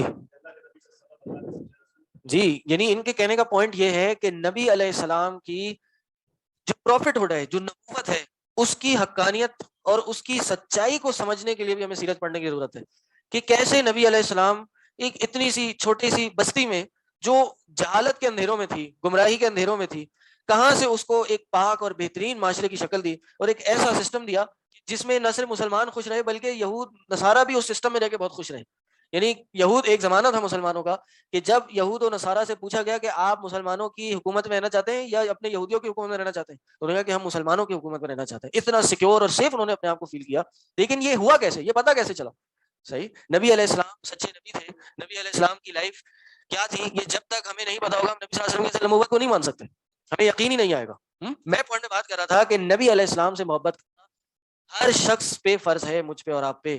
اللہ کے نبی صلی اللہ علیہ وسلم نے فرمایا تم میں سے کوئی شخص بھی ایمان نہیں رکھتا جب تک میں اس کو اس کے باپ, اس کے بیٹے, اولاد اور پوری دنیا سے زیادہ محبوب کیوں نہ ہو جاؤں, حتی اکون احب الیہ من والدہ وولدہ والناس اجمعین, تمام لوگوں سے میں اس کو محبوب نہ ہو جاؤں. تو ہمیں نبی علیہ السلام, ہمارے ایمان کا حصہ ہے کہ نبی علیہ السلام سے محبت کریں. لیکن سوال یہ ہے کہ محبت کیسے ہوگی, نبی علیہ السلام سے ہمیں پتہ کیسے چلے گا؟ جب تک ان کی لائف کو ہم نہیں پڑھیں گے, جب تک نبی علیہ السلام نے کیسے اپنی اس دین کی دعوت کو آگے پہنچایا, نبی علیہ السلام کے صبح شام کے روٹینز کیا تھے, نبی علیہ السلام نے کس موقع پہ کس طرح لوگوں کی رہنمائی کی, نبی علیہ السلام کا اپنے گھر والوں کے ساتھ, نبی علیہ السلام کا اپنے صحابہ کے ساتھ, نبی علیہ السلام کا اپنے دوستوں کے ساتھ, نبی علیہ السلام کا اپنے ماتحت کے ساتھ, نبی علیہ السلام کا معاملہ کیسا تھا, نبی علیہ السلام ایز اے ہسبینڈ کیسا تھے, نبی علیہ السلام ایز اے فادر کیسے تھے, نبی علیہ السلام ایز اے امام کیسے تھے, نبی علیہ السلام as a commander in chief کیسے تھے, نبی علیہ السلام ایز اے کاؤنسلر کیسے تھے. یہ جب تک ہمیں نہیں پتا ہوگا نبی علیہ السلام سے محبت نہیں کر سکتے. ہاں, ایز اے سن کیسے تھے, لیکن یہ ہمیں نہیں پتا کیونکہ نبی علیہ السلام جب بڑے ہوئے تو نبی علیہ السلام کے والدین نہیں تھے. صحیح, تو لیکن پھر بھی یہ ملتا ہے ہمیں, نبی علیہ السلام اپنی والدہ کی قبر پہ جاتے اور روتے تھے, آنسو بہایا کرتے تھے کہ اگر نبی علیہ السلام کے والدین زندہ ہوتے تو نبی علیہ السلام کتنی ان کی خدمتیں کرتے. لیکن نبی علیہ السلام نے ہمیں بتایا کہ ایز اے سن انسان کیسے ہونا چاہیے, کیونکہ دوسرے تو بیٹے موجود. سمامہ بن اسال کا واقعہ آپ سب کو پتہ ہے, کون تھا؟ یہ ایک قبیلے کا سردار تھا, اس کو پکڑ کے صحابہ کسی جنگ سے اس کو پکڑ کے قیدی بنا کے لے آئے اور مسجد میں لا کے باندھ دیا. کدھر؟ مسجد میں لا کے باندھ دیا. مسجد کا ایک پلر ہے, اب یہ باہر بندہ ہوا ہے. اب روز صحابہ آ رہے ہیں جا رہے ہیں. ایک دن گزرا, نبی علیہ السلام سمامہ کے پاس آئے, پوچھا کیا بھائی کیسے ہو یا کیسا پاتے ہو؟ تو سمامہ نے کیا کہا ان تقتل ذا دم, اگر آپ قتل کریں گے تو آپ ایک خون والے کو قتل کریں گے, یعنی اگر آپ نے مجھے قتل کر دیا تو اس کی آپ کو بہت بڑی قیمت چکانی پڑے گی, میں کوئی چھوٹا آدمی نہیں ہوں. اور اگر آپ نے معاف کر دیا تو پھر آپ ایک احسان مند کو معاف کریں گے, چھوڑ دیں گے آپ. صحیح. اگلے دن آیا, اگلے دن نبی علیہ السلام آئے, پھر پوچھا, پھر یہی بات ہوئی, پھر آئے, پھر یہی پوچھا. تیسرے دن کہا سمامہ کو آزاد کر. سمامہ آزاد ہوئے, تھوڑا ہی آگے گئے, واپس آ گئے اور آ کے کہنے لگے اللہ کے رسول صلی اللہ علیہ وسلم, جب میں آپ کی اس مسجد میں یا آپ کے پاس آیا تھا, آنے سے پہلے آپ کی ذات مجھے سب سے بری ذات لگتی تھی, آپ کا چہرہ سب سے برا چہرہ لگتا تھا, آپ کا شہر, آپ کا دین سب سے برا شہر اور برا دین لگتا تھا. لیکن واللہ اب آج سب سے زیادہ اگر کوئی مجھے محبوب چہرہ ہے تو وہ آپ کا ہے, سب سے زیادہ کوئی محبوب اگر دین ہے تو وہ آپ کا ہے, سب سے زیادہ کوئی محبوب اگر شہر ہے تو وہ آپ کا ہے. اور اس نے اسلام قبول کر لیا. سہیل بن عمر, یہ کون تھا؟ سہیل بن عمر. حدیبیہ کے موقع پر کفار نے اس کو بھیجا تھا نا مسلمانوں سے کچھ ڈسکشنز کرنے کے لیے, کیا کرنے کے لیے, کچھ صلح حدیبیہ طے کی تھی. تو انہوں نے آگے پہلے کفار کو کچھ تبصرہ دیا تھا, پہلے یہ صرف چیک کرنے آئے تھے, تو انہوں نے کفار کو ایک فیڈ بیک دیا تھا. کہنے لگے کہ میں نے روم اور فارس کے بادشاہوں کا وزٹ کیا ہے, روم اور فارس کے بادشاہوں کے پاس گیا ہوں, نجاشی تک کے پاس گیا ہوں, لیکن واللہ میں نے جو محبت, جو پیار نبی علیہ السلام کے صحابہ کا نبی علیہ السلام کے ساتھ دیکھا ہے, کسی بادشاہ کے فالوورز کا اس کے بادشاہ کے ساتھ نہیں دیکھا. تم کچھ بھی کر لو, یہ محمد صلی اللہ علیہ وسلم کے جو فالوورز ہیں نبی علیہ السلام کو چھوڑنے والے نہیں ہیں. یہ اپنی جان نشاور کر دیں گے, یہ نبی علیہ السلام کو نہیں چھوڑیں گے, یہ اپنے لیڈر کو نہیں چھوڑیں گے. کہتے ہیں وہ وضو کرتا ہے تو اس کے وضو کا پانی, نبی علیہ السلام کا پانی زمین پہ نہیں گرتا کہ صحابی وہ پانی لے لیتا ہے. نبی علیہ السلام کی خدمت کتنی کرتے تھے صحابہ. یہ کیسے ہوا, کیسے ہوا؟ یہ نبی علیہ السلام کو دیکھ کے ہوا. صحابہ نبی علیہ السلام سے اتنی محبت کیوں کرتے تھے؟ نبی علیہ السلام ان کے ساتھ تھے, ان کی لائف کو اسٹڈی کیا, ان کی سیرت کو پڑھا. انہوں نے پڑھا کیا, وہ تو خود لائف سیرت کو دیکھتے تھے. جس نے بھی ان کے بارے میں جانا وہ ان کا ہو کے رہ گیا. اسی طرح عمر بن عاص, کون تھے عمر بن عاص؟ یہ بھی ایک صحابی تھے, لیکن شروع میں یہ اسلام دشمن تھے, نبی علیہ السلام کے خلاف بڑے ایک اسپانچ, ایک بڑی مضبوط پرسنالٹی تھی جو اسلام کے خلاف کام کیا کرتی تھی. لیکن پھر یہ بھی مسلمان ہوئے, اور مسلمان ہو کے بھی اس نے یہی کہا کہ اللہ کے نبی صلی اللہ علیہ وسلم کہتے تھے کہ رسپیکٹ اور نبی علیہ السلام کے مقام و مرتبے کی وجہ سے میں نبی علیہ السلام کے چہرے کو نہیں دیکھ سکتا تھا. اتنی عزت اور محبت تھی میرے ان کے دل میں کہ آج آپ مجھ سے پوچھیں کہ نبی علیہ السلام کیسے دکھتے تھے تو میں نہیں بتا سکتا. تو جب تک ہم نبی علیہ السلام کی سیرت کو نہیں پڑھیں گے, جب تک ہم نبی علیہ السلام کی لائف کو نہیں پڑھیں گے, نبی علیہ السلام کو فالو نہیں کر سکتے. اور محبت کرنا تو بہت دور کی بات, جبکہ نبی علیہ السلام کو فالو کرنا یہ فرض ہے, واجب ہے. اگر ہمارا ایمان کمپلیٹ نہیں ہوتا جب تک نبی علیہ السلام کو فالو نہ کیا جائے. آخری پوائنٹ کر کے اپنی بات کو ختم کروں گا کہ سیرت کو پڑھنا یہ اسلامک ہسٹری ہے. اگر آپ نے دیگر پروفٹس کی ہسٹری پڑھنی ہے تو کہاں ملے گی؟ قرآن میں ملے گی. لیکن نبی علیہ السلام کی تاریخ کو, اگر نبی علیہ السلام کی لائف کو آپ نے پڑھنا تو وہ کہاں ملے گی؟ سیرت میں ملے گی. آپ حضرت سعد بن ابی وقاص نے اپنے بیٹے کو وصیت کی, کہا کہ بیٹا مغازی پڑھا کرو, سیرت پڑھا کرو, کیونکہ یہ تمہارے باپ داداؤں کا دور طریقہ ہے. مغازی اور سیرت پڑھا کرو. یہ اپنے ایک صحابی جو اشرم مبشرہ سے اپنے بیٹے کو کہہ رہے ہیں کہ بیٹا یہ چیزیں پڑھا کرو, یہ تمہارے بڑے پڑھا کرتے تھے. علی بن حسین, کون ہے علی بن حسین؟ حضرت حسین کے بیٹے. حضرت حسین کون ہے؟ حضرت علی کے بیٹے, یعنی حضرت علی کے پوتے. وہ کہتے ہیں کہ ہم مغازی اور سیرت کو اس طرح سیکھتے تھے, یا ہمیں اس طرح سکھایا جاتا تھا جیسے قرآن سکھایا جاتا ہے. کننا نعلم المغازی کما نعلم القرآن. ہم مغازی ایسے سیکھتے تھے جیسے سیرت, جیسے قرآن سیکھا کرتے تھے. امام زہری رحمہ اللہ, کون ہے امام زہری؟ نہیں پتا, بہت بڑے محدث گزرے, بہت بڑے. امام زہری کہتے ہیں کہ مغازی اور سیرت پڑھا کرو, یہ تمہاری دنیا اور آخرت دونوں کے لیے بہتر ہے. اس میں تمہاری دنیا اور آخرت دونوں کی خیر و بھلائی ہے, اس لیے سیرت پڑھو. یہ اسلامک ہسٹری ہے. ہم دنیا جہاں کے لوگوں کی ہسٹری پڑھتے ہیں, دنیا جہاں کے لوگوں کا علم رکھتے ہیں, لیکن ہمیں اپنے نبی علیہ السلام کے بارے میں نہیں پتا. نبی علیہ السلام سے عشق, محبت اور جان نشاور کرنے کا دعوے دار ہیں, لیکن نبی علیہ السلام کی لائف ہی نہیں پتا. جی ہاں,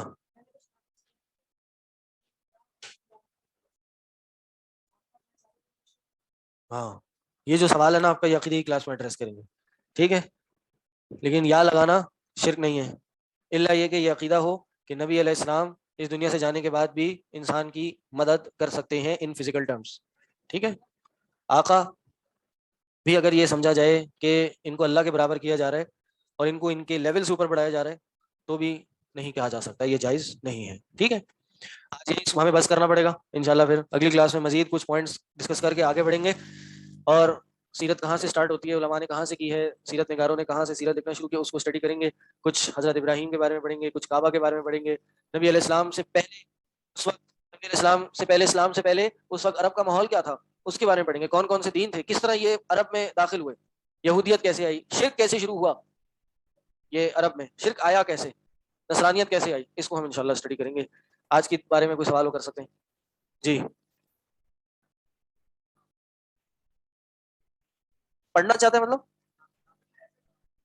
سیرت ہے, یہ سیرت ہے. اصل میں نے یہی بتایا تھا کہ مغازی اس سیرہ, صحابہ یا سلف صالحین وہ مغازی کو سیرت سے پہچانتے تھے, کیونکہ نبی علیہ السلام کی اکثریت جو لائف ہے, ایک major portion of his life is battles, تو اس لیے علماء مغازی کو بھی سیرت کہتے تھے, ٹھیک ہے.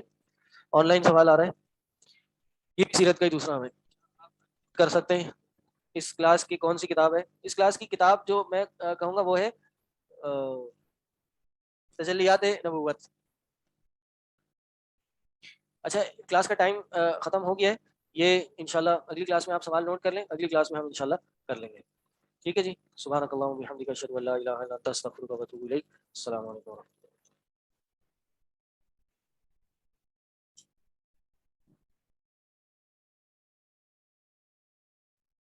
السلام علیکم ورحمۃ اللہ وبرکاتہ.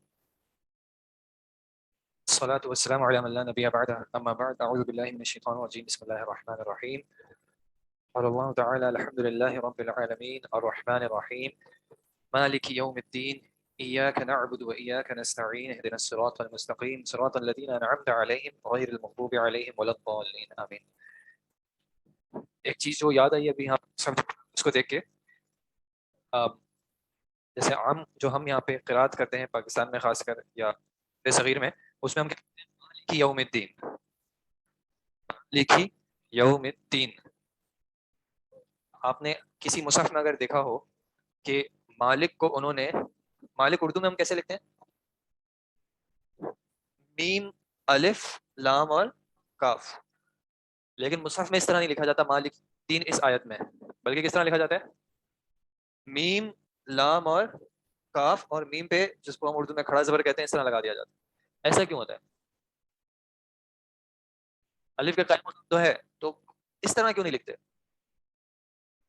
کیونکہ ایک جو قرات ہے انشاءاللہ ہم ڈسکس کریں گے قرات کیا تھی قرآن کو جمع کرنے کا. ایک جو اس کی قرات ہے اس میں اس کو ملکی یوم الدین بھی پڑھا جاتا ہے. مالک کا کیا معنی ہوتا ہے؟ مالک اردو میں بھی جیسے ہم کہتے ہیں سردار بادشاہ. اور ملک کا کیا معنی ہوتا ہے؟ ملک از بادشاہ. ملک از بادشاہ، مالک از اونر. ٹھیک ہے، ملک جو ہے وہ بادشاہ. تو اس اعتبار سے دونوں میننگز جو ہیں وہ موافق ہیں. اللہ تعالیٰ یوم الدین کا جو ہے وہ مالک بھی ہے اور ملک بھی ہے.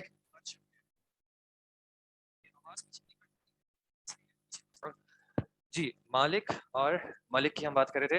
مالک جیسے اردو میں بھی ہم کہتے ہیں اونر، اور ملک کا جو ورڈ ہے وہ بادشاہ کے لیے استعمال ہوتا ہے. تو اللہ تعالیٰ یوم الدین کا مالک بھی ہے اور ملک بھی ہے. تو ان دونوں معنوں میں کوئی مخالفت نہیں ہے. اچھا ایک سوال یہ ہے کہ مالک یوم الدین، دین کا ہم نے کیا ترجمہ کہتے ہیں یہاں پہ؟ جزا کا، جزا اور سزا کا. تو کیا انسان کو دنیا میں جزا نہیں ملتی کیا؟ تو پھر اس دن کو اس دن کو اس ڈے کو یوم الدین کیوں کہا گیا ہے؟ جزا اور سزا تو انسان کو دنیا میں بھی ملتی ہے، بدلہ تو انسان کو دنیا میں بھی ملتا ہے. قصاص ہوتا ہے نا، آپ کسی کا قتل کریں، قتل کیجیے گا نہیں، لیکن اگر آپ مطلب کر دیں کسی وجہ سے تو قصاص تو دنیا میں بھی ہے. لیکن ہو تو سکتا ہے نا. شریعت کا مطالبہ تو یہی ہے نا کہ دنیا میں بھی اس کو جزا دی جائے، اس کی سزا دی جائے. صحیح، بارک اللہ فیک. اصل جو جزا ہے اس کی، ٹھیک ہے، دنیا میں ہم ایک لمیٹڈ جزا ہی دے سکتے ہیں. ایک انسان 100 قتل کرتا ہے، آپ اس کو کتنی بار قتل کر سکتے ہیں؟ ایک ہی بار کریں گے. باقی تو وہ تو چلا گیا، آپ اس کو 10 بار آپ لٹکا دیں، گولیاں مار دیں، اس کو تو کوئی فرق نہیں پڑے گا. تو اصل جو اس کی جزا ہے. دوسرا یہ کہ بہت سارے معاملات دنیا میں ایسے ہوتے ہیں جس کی انسان کو جزا نہیں ملتی. کوئی آپ کے پیسے لے کے بھاگ جاتا ہے، کوئی آپ کے ساتھ ظلم کر لیتا ہے، کوئی آپ کو گالی دے دیتا ہے، کوئی آپ کے گھر کے سامنے جو ہے وہ گاڑی کھڑی کر کے نماز پڑھنے بھی چلا جاتا ہے اور آپ کو تکلیف ہوتی ہے. تو ان سب معاملات کا جو آپ کو جو اس کی جزا ہے وہ ضروری نہیں ہے کہ دنیا میں ملے.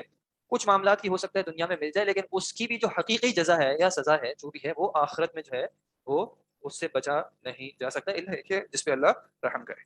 جی ہم نے اہدنا الصراط المستقیم میں اہدنا کے حوالے سے ڈسکس کیا تھا. اہدنا ہدایت جو ہے وہ کن معنی میں تھی؟ ایک تھی ہدایت الدلالہ، اس کو راستے کو بتانا کہ یہ راستہ ہے، اور دوسری ہدایت التوفیق کہ اس پہ چلنے کی توفیق بھی عطا کرنا. صراط بمعنی راستہ اور مستقیم بمعنی سیدھا. یہ جزا جو ہے یہ اصل میں دین کا لغوی معنی ہے، ٹھیک ہے. اور اعمال صالحہ یا اعمال کو بھی جو ہے وہ دین کہا جاتا ہے. اس اعتبار سے ان الدین عند اللہ الاسلام، کہ اعمال کے اعتبار سے اللہ تعالیٰ کو جو قبول ہے وہ صرف اور صرف اسلام ہے. اور پھر اصطلاح میں ہم جب دیکھتے ہیں تو اس کو ایک پورا سسٹم بھی آپ کہہ لیں، ٹھیک ہے، پورے سسٹم کے طور پہ ہر چیز کا جس میں طریقہ موجود ہو، ہر چیز کے حوالے سے رہنمائی موجود ہو. لغوی طور پہ دین کا جزا اور عمل کا معنی آتا ہے. صراط المستقیم، مستقیم کا کیا معنی بتایا تھا؟ سیدھا. اور جیسے اردو میں بھی ہم کہتے ہیں استقامت والا، جس پہ انسان باقاعدگی سے جو ہے وہ چلتا رہے. صراط کا جو ورڈ ہے اس میں کچھ جگہ پہ آتا ہے کہ صراط ایسے راستے کو کہتے ہیں. کچھ ایسا ہوتا ہے نا کہ آپ کسی جگہ پہ آپ جا رہے ہوتے ہیں، پہلی بار انسان چلتا ہے اس راستے پہ، تو ہو سکتا ہے صرف ایک شخص کے نشان آتے ہیں پیروں کے، ٹھیک ہے. جیسے سمندر پہ کبھی جاتے ہیں تو لوگوں کے چلنے کے نشان آئے ہوتے ہیں، پھر پانی آتا ہے اور پھر وہ واپس جو ہے ایسے ہو جاتا ہے جیسے کوئی چلا نہیں تھا. صراط ایسے راستے کو کہتے ہیں کہ اس پہ لوگ اتنی کثرت سے چلے ہوں یا اتنے لوگ چلے ہوں کہ وہ باقاعدہ جو ہے وہ ایک گہرا جو ہے وہ واضح ہو چکا ہو، ایک گہری جو ہے وہ ایک باقاعدہ راستہ بن گیا ہو. بلکہ کچھ میننگ میں تو ایسا آتا ہے کہ ایسا راستہ بن گیا ہو کہ انسان اس کے اندر غائب ہو جائے، یعنی دکھے ہی نہیں کہ وہ جو ہے وہ اس پہ، یعنی وہ اس کو پورے طریقے سے گھیر لے، ٹھیک ہے. تو ایک ایسے راستے پہ چلنا، اور ظاہر سی بات ہے کہ اسلام جو ہے، چونکہ ہمارا یہ ماننا ہے کہ اسلام شروع سے چلا آ رہا ہے، آدم علیہ السلام کے زمانے سے اسلام ہی ہے. نبی اکرم صلی اللہ علیہ وسلم جس دین کو لائے وہ بھی اسلام ہے، آپ صلی اللہ علیہ وسلم کی شریعت ہے. پہلے جو تھا وہ بھی اسلام ہی تھا، کیونکہ اللہ تعالیٰ کو صرف اور صرف اسلام ہی مطلوب ہے. ہدایت الدلالہ، ہدایت التوفیق میں تھوڑا سا ڈفرینس. صراط وہ بھی راستے کے معنی میں، پل برج کے معنی میں، کیونکہ وہ کسی چیز کے اوپر سے گزر رہا ہے، دو پوائنٹس کو کنیکٹ کر رہا ہے، ٹھیک ہے. دلالہ اور توفیق ڈسکس کیا تھا کہ ایک یہ ہے کہ آپ کسی شخص کو بتا دیں کہ یہاں سے وہاں پہنچنے کے لیے اگر آپ اس روڈ کا انتخاب کریں گے یا اس راستے کا انتخاب کریں گے تو آپ پہنچ جائیں گے. اس پہ ضروری نہیں ہے کہ وہ شخص چلنا بھی شروع کر دے یا وہ شخص اس پہ چل کے آخر تک اپنی منزل تک پہنچ بھی جائے. تو یہ ہوتی ہے ہدایت الدلالہ. اور اس کے بارے میں اللہ تعالیٰ نے نبی صلی اللہ علیہ وسلم کو کیا کہا کہ انک لتہدی الی صراط مستقیم، کہ آپ جو ہے بے شک ہدایت دیتے ہیں سیدھے راستے کی طرف. تو وہ کیا معنی ہے کہ آپ لوگوں کو دکھاتے ہیں, بتاتے ہیں اللہ تعالیٰ کو کیا مطلوب ہے کیا نہیں ہے. اور دوسری جگہ پہ اللہ تعالیٰ نے کہا انک لا تہدی من احببت, کہ آپ نہیں ہدایت دیتے جس کو آپ چاہتے ہیں. وہاں پہ جو مراد ہے وہ ہدایت التوفیق ہے, کہ اس پہ پھر چلنا بھی, عمل بھی کرنا, اور ایسے طریقے سے کرنا کہ آپ اپنے مقصد تک یا اپنی منزل تک پہنچ جائیں. ٹھیک ہے جی. صراط الذین انعمت علیہم, بارک اللہ فیک. صراط راستہ, الذین کا کیا مطلب ہوتا ہے؟ ان کا جو یا وہ جو. ٹھیک ہے, یہ ایک کنیکشن کے لیے استعمال ہوتا ہے. ٹھیک ہے, یہ پیچھے کی بات کو یا پیچھے کے کلمات کو آگے کے کلمات سے ملاتا ہے. تو صراط راستہ ان لوگوں کا جو انعمتا, انعمتا انعام کیا کس نے؟ تو نے. یہ جو تا کے اوپر فتحہ ہے, زبر ہے, تا آپ نے یا تو نے, انعمتا انعام کیا تو نے, علیہم, علا کا مطلب ہوتا ہے اوپر, اور ہم جو ہے وہ ان کی طرف یعنی ان پر. الذین وہ لوگ, ان پر انعام کیا آپ نے. اور یہ انعام یافتہ لوگ کون ہیں؟ جو قرآن کی ایک دوسری آیت آتی ہے جس میں کیا آتا ہے؟ انبیاء, صدیقین والشہداء والصالحین. یہ جو طریقہ ہوتا ہے قرآن کی ایک آیت کو ایکسپلین کرنے کے لیے یا بیان کرنے کے لیے کسی دوسری آیت کا سہارا لینا. ٹھیک ہے, اس کو کہتے ہیں تفسیر القرآنی بالقرآنی, کہ قرآن کی ایک آیت جو ہے وہ دوسری آیت کی ایکسپلینیشن کرتی ہے. کیونکہ دیکھیں یہاں پہ کیا ہے؟ انعمت علیہم, آپ نے ان پہ انعام کیا. اب سوال تو یہ نا کہ انعام سے کیا مراد ہے, یا وہ کون لوگ ہیں جن پہ اللہ نے انعام کیا. ہم کیا سمجھتے ہیں کہ کن پہ اللہ نے انعام کیا, کن پہ اللہ نے انعام کیا؟ ہم کیا سمجھتے ہیں عام طور پہ؟ ایک شخص کیا کہتا ہے, مجھے اگر دنیا اچھی مل رہی ہے تو اللہ نے مجھ سے بہت انعام کیا, بہت رحم کیا, بہت کرم کیا, اور اگر دنیا میں مجھے جو ہے آزمائشیں ہیں, مصیبتیں ہیں, تو شاید میں اللہ تعالیٰ کو پسند نہیں ہوں, کہ اللہ تعالیٰ مجھ سے ناراض ہے. تو اللہ تعالیٰ نے واضح کر دیا کہ یہ جو انعام یافتہ لوگ ہیں ان کی تفصیل, جیسے اگر آپ کو یاد ہو شروع میں ہم نے کیا ڈسکس کیا تھا کہ سورہ فاتحہ پورے قرآن کا ایک طریقے سے خلاصہ ہے. تو خلاصے میں آپ تفصیل نہیں بیان کرتے, خلاصے میں آپ چیزوں کو شارٹ سمرائز کر کے بتاتے ہیں کہ اب اس کی تفصیل چاہیے تو اس کتاب میں آگے بڑھو. انسان قرآن پڑھنا شروع کرے, سورہ فاتحہ سے شروع کرے کہ اللہ تعالیٰ نے کچھ لوگوں پہ انعام کیا, تو ذہن میں کیا ایک کیوریوسٹی آئے گی, کیا ایک تجسس آئے گا کہ یہ کون لوگ ہیں, اللہ تعالیٰ نے کس طرح ان پہ انعام کیا ہے. پھر اللہ تعالیٰ بتائے گا کہ النبیین, کہ میرے جو انبیاء ہیں. پھر انسان نبیوں کا جو ہے وہ ان کے بارے میں اللہ تعالیٰ مختلف قصے بیان کرتا ہے. تو پھر انسان دیکھتا ہے کہ نبیوں کی لائف کوئی آسان تو نہیں تھی. انبیاء پہ تو مختلف طرح کی آزمائشیں, مشکلیں آئیں. موسیٰ علیہ السلام بچپن سے لے کے, بچپن میں کیا ہوا ان کے ساتھ؟ ماں سے جدا ہو گئے, فیملی سے جدا ہو گئے, کسی اور کے گھر میں پڑے بڑے, پھر اس ملک سے نکال دیے گئے, اور مختلف طرح کی. عیسیٰ علیہ السلام کے حوالے سے بھی اس طرح کی. یوسف علیہ السلام بچپن سے ہی کنویں میں ڈال دیے گئے, مختلف جو واقعات ہیں. اور اللہ کے نبی صلی اللہ علیہ وسلم, ان پہ کس کس طرح کی مشکلیں آئیں, ان کو اللہ تعالیٰ نے کس کس طرح جو ہے وہ دکھایا ہمیں. اور نبی صلی اللہ علیہ وسلم نے کیا واضح کر دیا کہ اللہ کو جتنا جو شخص محبوب ہوتا ہے اللہ اس کو اتنا آزماتا ہے. تو انعام کا یہ مطلب نہیں ہوگا کہ آپ کی جو ہے وہ زندگی شروع سے آخر تک جو ہے وہ چل جلے گی, بلکہ اللہ تعالیٰ آزمائے گا. اور یہ آزمائش جو ہے وہ اللہ تعالیٰ کی طرف سے آپ کو ایک یاد دہانی ہوگی کہ اللہ تعالیٰ آپ کو اپنے قریب کرنا چاہ رہا ہے. سلف کو اگر زندگی میں یا کچھ دن ایسے گزرتے کہ ان کو کوئی مشکل یا کوئی آزمائش نہیں آتی تو وہ پریشان ہو جاتے تھے. کیوں پریشان؟ کہ کہیں اللہ نے مجھے چھوڑ تو نہیں دیا, کہیں اللہ نے ایسا تو نہیں کر دیا کہ میرے بارے میں یہ فیصلہ کر دیا کہ اس کو دنیا میں جو کرنا ہے کرنے دو, میں اس کی پکڑ آخر میں کر لوں. بلکہ ایک کیا واقعہ آتا ہے کہ وہ ان کو افطار پہ بلایا گیا, اور افطار پہ ان کے سامنے اتنی ساری نعمتیں آئیں تو وہ ان نعمتوں کو دیکھ کے رونے لگے. تو جو میزبان تھے وہ پریشان ہو گئے کہ میں نے تو بڑی محنت کر کے ان کے لیے اتنا جو ہے وہ ارینجمنٹ کیا ہے, اور یہ پتہ نہیں ان کو کیا چیز ناپسند لگی ہے. تو انہوں نے جب سوال کیا تو انہوں نے کہا کہ میں نے جو ہم سے پچھلے کے لوگ تھے ان کا زمانہ پایا ہے, اور میں جانتا ہوں کہ وہ ہم سے زیادہ نیک تھے, اور ان کے پاس اس طرح کی نعمتیں نہیں تھیں. تو مجھے ڈر ہے کہ کہیں اللہ تعالیٰ نے مجھے ساری جو میری آخرت کی بھی نعمتیں تھیں وہ دنیا میں کہیں نہ دے دی. تو یہ ان کو پریشانی ہوتی تھی. تو انسان کو تجسس ہوتا ہے کہ انعمت علیہم, کہ وہ کون لوگ ہیں جن پر اللہ نے انعام کیا ہے, اور کس طرح اللہ نے ان پہ انعام کیا ہے. اور پھر اس کی ایک تھوڑی سی ایکسپلینیشن اللہ تعالیٰ نے کیا دی, غیر المغضوب علیہم, کہ یہ کون لوگ ہیں جن پہ اللہ کا غضب نہیں ہو, ولا الضالین, اور جو کہ گمراہ نہیں ہے. اور پھر حدیث میں کیا آتا ہے کہ اللہ کے نبی صلی اللہ علیہ وسلم نے بیان کیا کہ مغضوب علیہم کون ہے؟ یہ یہود ہیں.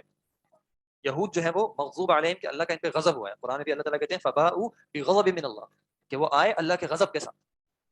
غصہ, اینگر, اس کے لیے ایک اور ورڈ کا یوز ہوتا ہے WRATH, wrath, the wrath of اللہ, کہ اللہ تعالیٰ پہ دنیا میں بھی ان کو جو ہے وہ سزا دی ہے اور آخرت میں بھی ان کو سزا دے گا.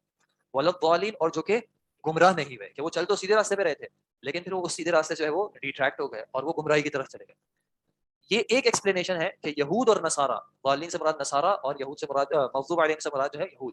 لیکن مفسرین کہتے ہیں کہ یہ صرف ان پر اسپیسیفک نہیں, بلکہ ہر وہ شخص, یہاں پہ بیان کرنے کا مقصد کیا تھا یہود اور نصارہ, کہ ہر وہ شخص جس میں یہودوں والی خصلتیں پائی جاتی ہیں, ان کی والی کریکٹرسٹکس پائی جاتی ہوں, اور ہر وہ شخص جس میں نصارہ والی جو ہے وہ کریکٹرسٹکس پائی جاتی ہیں, ان کی والی صفات پائی جاتی ہوں, وہ شخص اس حکم میں شامل ہوگا.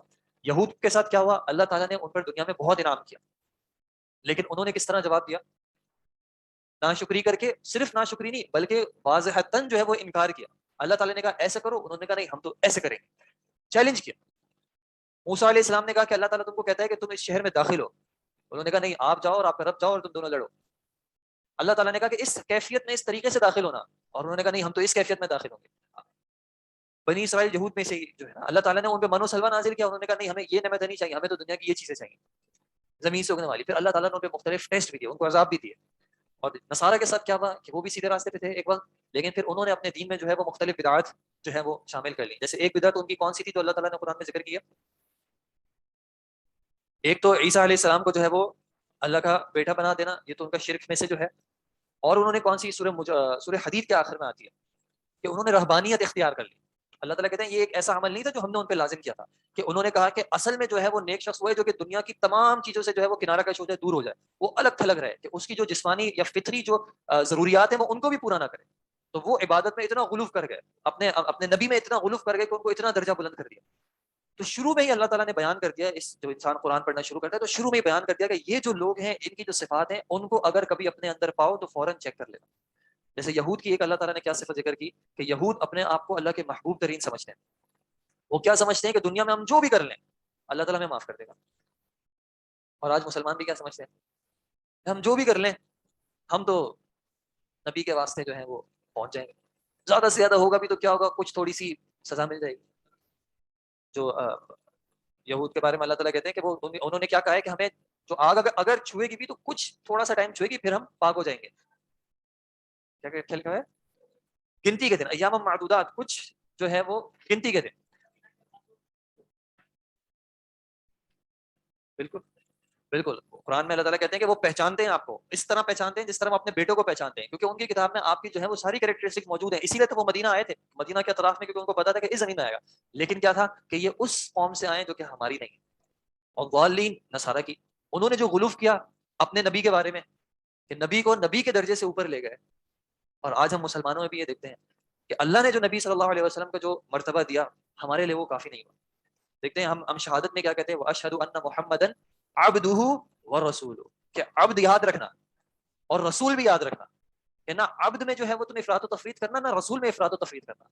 کہ یہ نہیں کہ وہ عبد سے بھی اس کو نکال دیا ان کو اور رسول سے بھی ان کو نکال دیا. ان کا جو مقام ہے ان کو وہی دینا، ورنہ تم کیا ہو جاؤ گے، گمراہ میں سے ہو جاؤ گے. ایک بات یہ انعمت، کس نے انعام کیا؟ تو نے انعام کیا. ہم جو ذکر کر رہے ہیں سورہ فاتحہ میں تو نے انعام کیا، انعام اللہ تعالیٰ کی طرف منسوب. مغضوب علیہم اور ضالین، یہاں پہ یہ ذکر نہیں کیا کہ تو نے غضب کیا، تیرا غضب ہوا، یہ بھی نہیں کہا.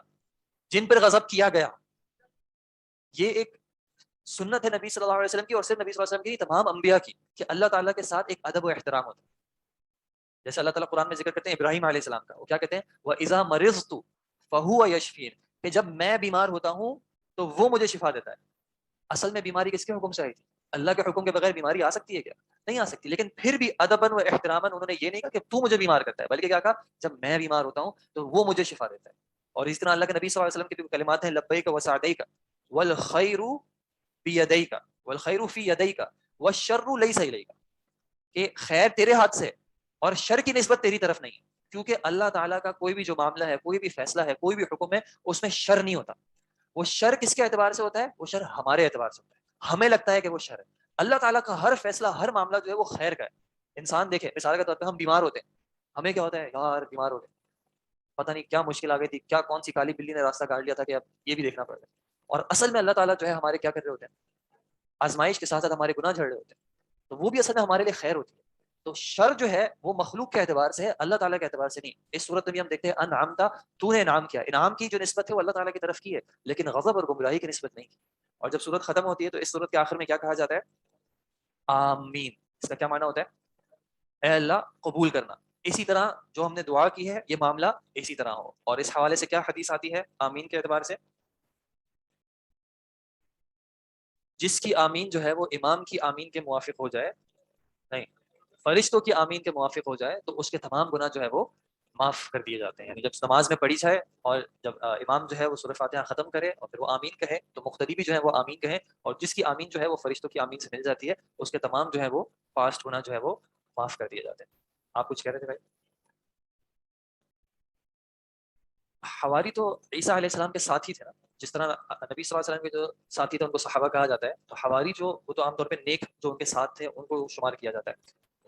نہیں، یہ تو بعد میں، یہ جو بدعات اور خرافات ان کے دین میں آئی تھی یہ بعد میں آئی تھی، یہ بعد کے جو لوگ تھے. اور یہ اسی طرح ہوتا ہے جیسے نوح علیہ السلام کی قوم کا بھی تو اللہ تعالیٰ نے ذکر کیا، پھر جو اس میں احادیث میں آتا ہے کہ نوح علیہ السلام کی قوم کے کچھ نیک لوگ تھے، جب وہ لوگ چلے گئے تو پھر لوگوں نے کیا کہا کہ یار یہ تو اتنے نیک لوگ تھے، ہم ان کو کہیں بھول نہ جائیں، تو ہم کیا کرتے ہیں کہ ہم ان کی تصویر بنا لیتے ہیں. اور کیا کریں گے ہم ان تصاویر کا، ہم ان کو یعنی ان تصاویر کو دیکھ کے اپنا ایمان تازہ کریں گے، ان کو یاد کریں گے یہ کتنے لوگ تھے، کتنے اچھے لوگ تھے، کیسے کیسے کام کرتے تھے. پھر وقتاً فوقتاً شیطان نے کیا کہا کہ جو آنے والی نسلیں تھیں انہوں نے ان کی عبادت کرنا شروع کر دی.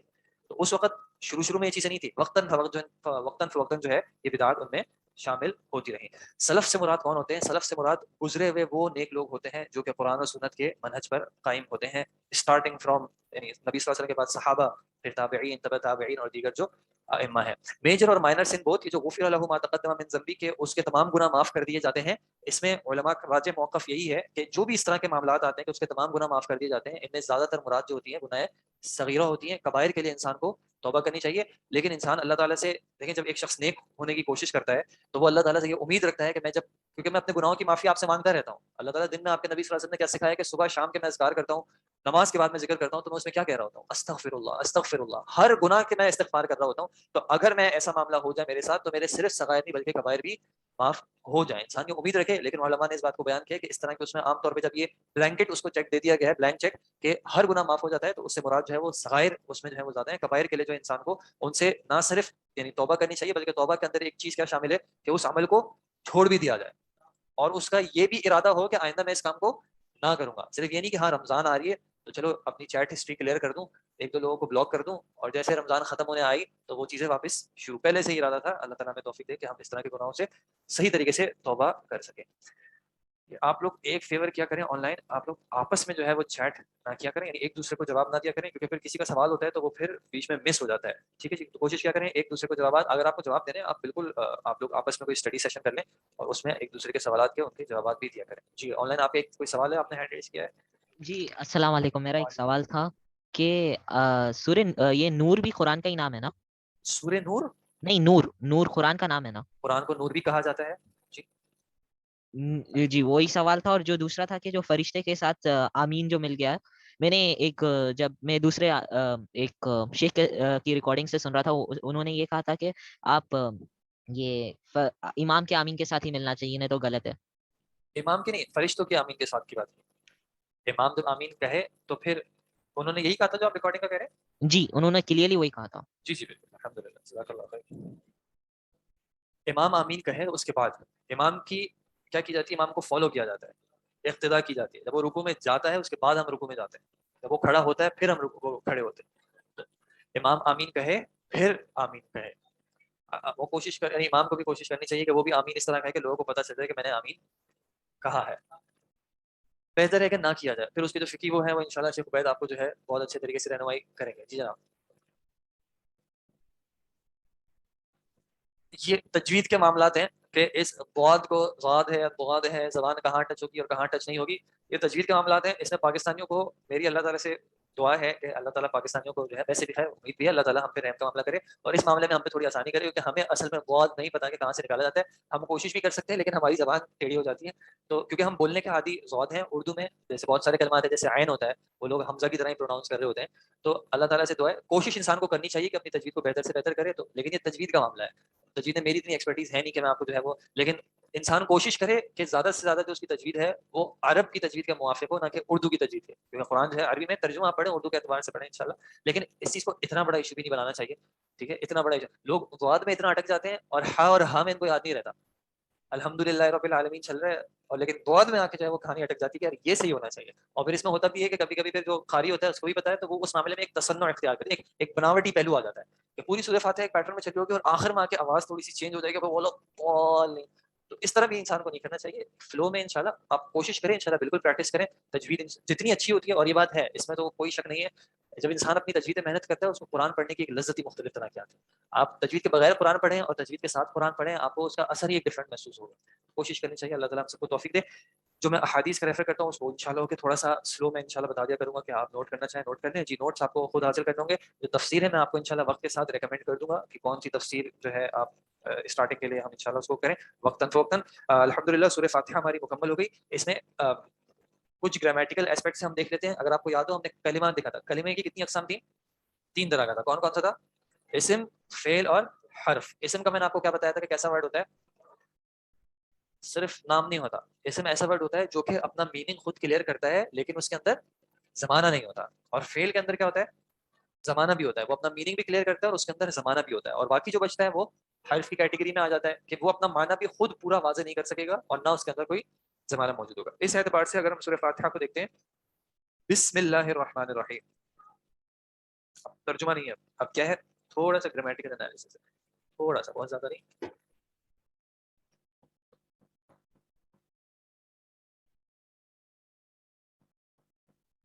یا بلکہ آپ لوگوں کو میں, آپ لوگ یہ دکھ رہا ہے واضح؟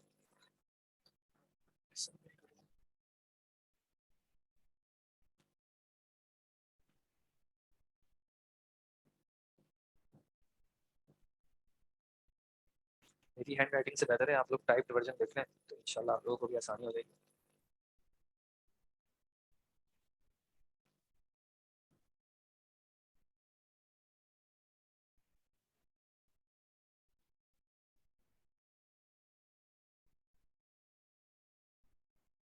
اوکے جی, بسم اللہ الرحمن الرحیم. بسم اللہ الرحمن الرحیم کا جو پہلا حصہ ہے وہ ہے با کسرہ کے ساتھ. یہ پیچھے نہیں دکھ رہا ہوگا, ایسا ہی ہے یا دکھ رہا ہے؟ آپ لوگوں کو بورڈ کی وجہ سے نہیں دکھ رہا یار؟ اچھا آپ لوگوں کو نہیں دکھ رہا, ایک سیکنڈ. اب آپ لوگوں کو دکھ رہا ہے؟ اس کو بھی ہٹا دیتے ہیں. با دکھ رہا ہے اب جی؟ ٹھیک ہے جی. اصل میں آن لائن جو ہے وہ ٹیکسٹ سے نہیں, میرے ہاتھ سے زیادہ جو ہے وہ یہ ان کو فائل انشاءاللہ زیادہ بہتر دکھ رہی ہوگی. تو پہلا حرف کیا ہے؟ با, اور آگے یہ تھا اسمی, اور دونوں کو جب ملا دیتے ہیں تو کیا ہوتا ہے کہ اس یہ جو الفابیٹ ہے جس کو لمبا لکھا جاتا ہے یہ کون سا کہلاتا ہے؟ یہ اچھا اس کو لکھنے کے مختلف طریقے ہیں. ٹھیک ہے, اس کو کہیں پہ ایسے لکھا جاتا ہے, کہیں پہ ایسے, اور کہیں پہ ایسے. ان تینوں میں کیا فرق ہے؟ بیچ والا کیا ہے؟ اچھا یہ الگ ہے. ٹھیک ہے, اس کو کیا کہتے ہیں؟ حمزہ. اس میں اگر یہ جو لکھنے میں الف جیسا ہو اور اوپر یا نیچے چھوٹا حمزہ آ جائے تو یہ لازمی طور پہ کیا بن جائے گا؟ یہ بھی حمزہ بن جائے گا, پھر یہ الف نہیں رہے گا. ٹھیک ہے, اس کو پروناؤنس ہی پھر حمزہ کے ساؤنڈ کے ساتھ کیا جاتا ہے, آ یا او یا ای. یہ جو صرف حمزہ کے بغیر الف ہے اس میں پھر دونوں ہو سکتے ہیں, کبھی یہ الف ہوگا اور کبھی یہ حمزہ ہوگا. ہمیں کیسے قرآن کے مصحف میں ہمیں کیسے پتہ چلے گا یا حدیث میں کیسے پتہ چلے گا؟ اگر آپ کے پاس حرکات لگے ہوں گے, اگر اس الف پہ کبھی بھی کوئی حرکت آ جائے, کبھی بھی کوئی حرکت آ جائے جس کو ہم زبر زیر یا پیش کہتے ہیں, اور زبر زیر پیش کے عربی میں مختلف نام ہے وہ انشاءاللہ پھر ڈسکس کریں گے. اگر ایسا ہو جائے کہ اس پہ کوئی بھی حرکت آ جائے تو پھر یہ الف نہیں رہتا, پھر یہ حمزہ ہی کہا جاتا ہے. الف جو ہے وہ عربی میں ہمیشہ ہمیشہ ساکن ہوتا ہے, اور اس سے پہلے ہمیشہ ہمیشہ زبر آ رہا ہوگا ساکن, اس پہ سکون ہوتا ہے. سکون کی عام طور پہ مختلف طرح کی علامت ہیں. یہ جو کہیں پہ گول بنا ہوا ہوتا ہے, کہیں پہ چھوٹا سا 8 بنا ہوا ہوتا ہے, کہیں پہ الٹا 8 یا 7 بنا ہوا ہوتا ہے. نہیں 7, اچھا اردو والا 7 بنا ہوا ہوتا ہے.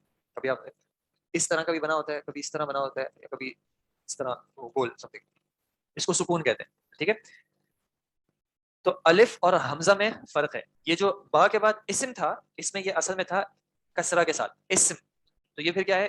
الف ہے یا حمزہ ہے؟ حمزہ ہے. ٹھیک ہے جی, اور پھر ہے اللہ الرحمن والرحیم. اچھا جی, کلمات کی 3 قسموں میں سے با اسم ہے, فعل ہے یا حرف ہے؟ حرف ہے. ٹھیک ہے, یہ اپنا معنی کب تک واضح نہیں کرے گا؟ جب تک اس کے آگے کوئی اور چیز نہیں لگے گی. یہاں پہ ہم نے کیا معنی کیا تھا؟ اللہ کے نام کے ساتھ. ٹھیک ہے, کہیں پہ با کا کچھ اور بھی معنی ہو سکتا ہے.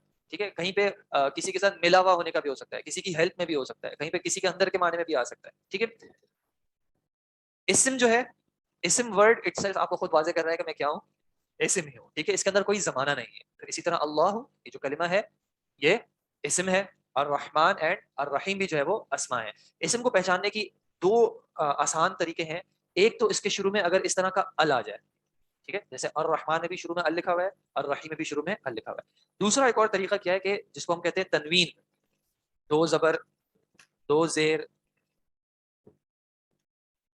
2 زبر دو زیر یا پھر دو پیش جو ہوتے ہیں اگر یہ آ جائیں جس میں ایک نون کا ساؤنڈ ہوتا ہے, ٹھیک ہے, بن بن بن, یہ جو نون کا ساؤنڈ ہے اگر کبھی اس طرح کا ورڈ کے آخر میں آ جائے تو پھر بھی وہ ورڈ کیسا ہوگا؟ اسم ہوگا.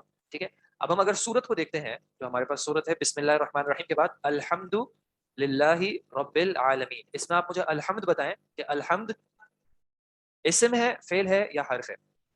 اسم ہے. کیسے پتا چلا؟ شروع میں ال آ گیا. بارک اللہ فیکم. اچھا ایک اور بات یہ کہ یہ ال اور تنوین کبھی بھی ایک ساتھ نہیں آتے, یعنی ایک ورڈ پہ شروع میں ال بھی آ جائے اور تنوین بھی آ جائے ایسا کبھی نہیں ہوگا. اگر کہیں پہ ایسا لکھا ہوا ہے تو وہ غلط ہے. ٹھیک ہے, آپ بالکل کانفیڈنٹ ہو کے کہہ سکتے ہیں اگر شروع میں ال بھی آ جائے اور آخر میں تنوین بھی آ جائے تو آپ کہتے ہیں دونوں میں سے ایک چیز ہٹانی پڑے گی. ٹھیک ہے جی. تو الحمد اسم ہو گیا, پہچان اس کی شروع کا ال ہو گئی. اسی طرح آپ سمجھ لیں کہ ال آتا ہی اسم کے شروع میں. ٹھیک ہے, ٹیکنیکلی ایسا نہیں ہوتا کہ ایک چیز کچھ اور ہوتی ہے ہم ال لگا کے اس کو اسم بنا دیتے ہیں, ہوتا وہ اسم ہی ہے, اسی کے اوپر وہ ال لگایا جاتا ہے. پہچان کے لیے اگر ال ہے تو اس کا مطلب ہے کہ وہ اسم ہے. ٹھیک ہے جی. پھر اس کے بعد لکھا ہوا ہے, کیا لکھا ہوا ہے؟ للہ. اصل میں للہ کیا تھا؟ ایک لام الگ تھا اور اللہ الگ تھا. جس طرح بسم اللہ میں ہم نے دیکھا تھا با الگ تھا, اسم الگ تھا, اسی طرح للہ میں بھی لام الگ ہے اور یہ اللہ کا کلمہ الگ ہے. یہ ایک حمزہ جو ہے جس پہ نہ چھوٹا بڑا اوپر نیچے حمزہ نہیں ہوتا, یہ کبھی کبھی لکھنے میں بھی غائب ہو جاتا ہے اور کبھی کبھی بولنے میں بھی غائب ہو جاتا ہے. ٹھیک ہے, یہ خاص مقصد کی وجہ سے آتا ہے, وہ مقصد انشاءاللہ آگے ڈسکس کریں گے. تو کبھی کبھی یہ بولنے میں غائب ہو جاتا ہے اور کبھی کبھی یہ لکھنے میں بھی غائب ہو جاتا ہے, جس طرح یہاں پہ ہوا ہے. تو یہ لام کیا ہو جائے گا؟ اسم فعل یا حرف؟ یہ حرف ہو جائے گا. ٹھیک ہے, یہ اسم نہیں ہے, یہ فعل بھی نہیں ہے. تو الحمد للہ. پھر رب کا کلمہ یہ اسم ہے کیونکہ اس کا ایک اپنا معنی ہے جو آپ کو وہ واضح کر رہا ہے. رب سے مراد رب, خالق, مالک, سردار. العالمین اسم ہے, کیسے پہچانا آپ نے؟ ال سے. اب آپ الرحمن الرحیم ہم نے دیکھ لیا, مالکی یوم الدین, اس میں کتنے ورڈ ہیں؟ مالک, یوم اور الدین. ان تینوں کے بارے میں بتائیں, تینوں کیا ہیں؟ تینوں اسم ہیں. مالک کا اپنا ایک معنی ہے, زمانہ نہیں ہے. یوم کا اپنا ایک معنی ہے, زمانہ نہیں ہے. دین کا بھی ایک اپنا ایک معنی ہے. ایاکا کا میں آپ کو بتا دیتا ہوں کہ یہ اسم ہے, اس کا معنی ہوتا ہے تم یا آپ, جو ایک جس سے ہم بات کر رہے ہیں مذکر شخص. کیا کچھ پوچھ رہے ہیں؟ زمانہ, ہم جب اس کانٹیکس میں ہم جب زمانہ کہتے ہیں تو ہماری زمانے سے مراد ہوتی ہے یا اس کے اندر ماضی ہو بے اعتبار جو اس کا پیٹرن ہے, یا اس کے اندر حال ہو یا مستقبل ہو, یا پھر ایک طلب ہوتی ہے جس کو امر کہتے ہیں, انشاءاللہ تفصیل آگے آئے گی, اس کے پیٹرن کے اندر. یوم کا معنی کون سا زمانہ ہے؟ اسپیسیفک نہیں ہے. جب ہم فعل پہ آتے ہیں, مثال کے طور پہ میں آپ کو فعل کی ایگزامپل دیتا ہوں, نعبدو. نعبدو یہ جو ورڈ ہے یہ بنا ہی فعل کا معنی دینے کے لیے. ہم عبادت کرتے ہیں اور ہم عبادت کریں گے. ٹھیک ہے, اس میں یہ نہیں ہے کہ اچھا کبھی اگر ایسا ہوتا کہ میں نے عبادت کی یا ہم نے عبادت کی تو پھر کب کا معنی ہو گیا؟ ماضی کا معنی ہو گیا. میں عبادت کر رہا ہوں, حال کا معنی ہو گیا. میں عبادت کروں گا, مستقبل کا معنی ہو گیا. تم عبادت کرو, اس میں کب کا معنی ہے؟ امر تو ہے لیکن کب, امر کب اپلائی ہوتا ہے؟ حال میں. کب عبادت کرو؟ ابھی عبادت کرو. آپ اپنے گھر میں کسی کو کہتے ہیں, کوئی چھوٹا بھائی ہے یا بیٹا ہے, آپ اس کو کہتے ہیں میرے لیے پانی لاؤ, اور وہ بیٹھا رہتا ہے, کچھ نہیں کرتا. آپ کو غصہ آتا ہے, خیر آپ اٹھ کے پانی پی لیتے ہیں. اگلے دن آپ بیٹھے ہوتے ہیں, وہ پانی لے آتا ہے. ابو آپ نے کہا تھا پانی چاہیے, دیکھیں میں کتنا فرما بردار بیٹا ہوں آپ کا, تو آپ کیا کہیں گے؟ نہیں, جب میں نے حکم دیا تھا تو میری مراد تھی ابھی کرنے کی. تو اس کے اندر حال کا معنی ہوتا ہے, تو اس وجہ سے اس کو فعل کہا جاتا ہے. یہ تھوڑا سا آگے جائیں گے انشاءاللہ کہ ورڈز کے کچھ عربک میں پیٹرنز ہوتے ہیں, تو وہ جو میں زمانے کا کہہ رہا ہوں وہ اس کے پیٹرن کے اندر یہ میننگ ہونا چاہیے کہ اس پیٹرن پہ کوئی بھی ورڈ آئے گا اس کے اندر یہ زمانے کا میننگ آٹومیٹکلی آ جائے گا. ٹھیک ہے, لیکن آپ کی آبزرویشن ماشاءاللہ بہت اچھی ہے. بارک اللہ فیک, اللہ آپ کے علم میں اور برکت دے, آپ کے اس تجسس کو بڑھائے. جی کوئی سوال آ رہا تھا؟ جی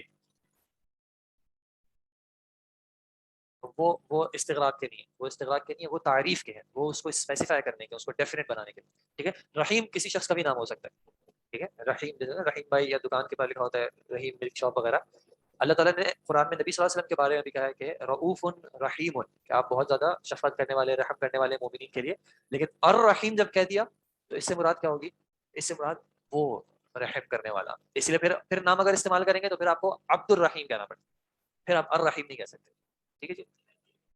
اليوم, اليوم میں دیکھیں وقت ہے, وقت ہو سکتا ہے, یہ پھر ہم آگے جائیں گے تو کچھ ورڈز ہوتے ہیں جن کو ظرف کہا جاتا ہے, ان کے اندر کسی جگہ کا یا کسی ٹائم کا معنی ہوتا ہے, یہ بالکل ان میں سے, لیکن اس میں بھی معین نہیں ہے, اسپیسیفک نہیں ہے. ٹھیک ہے, اس کو اسپیسیفک کرنے کے مختلف طریقے ہوتے ہیں.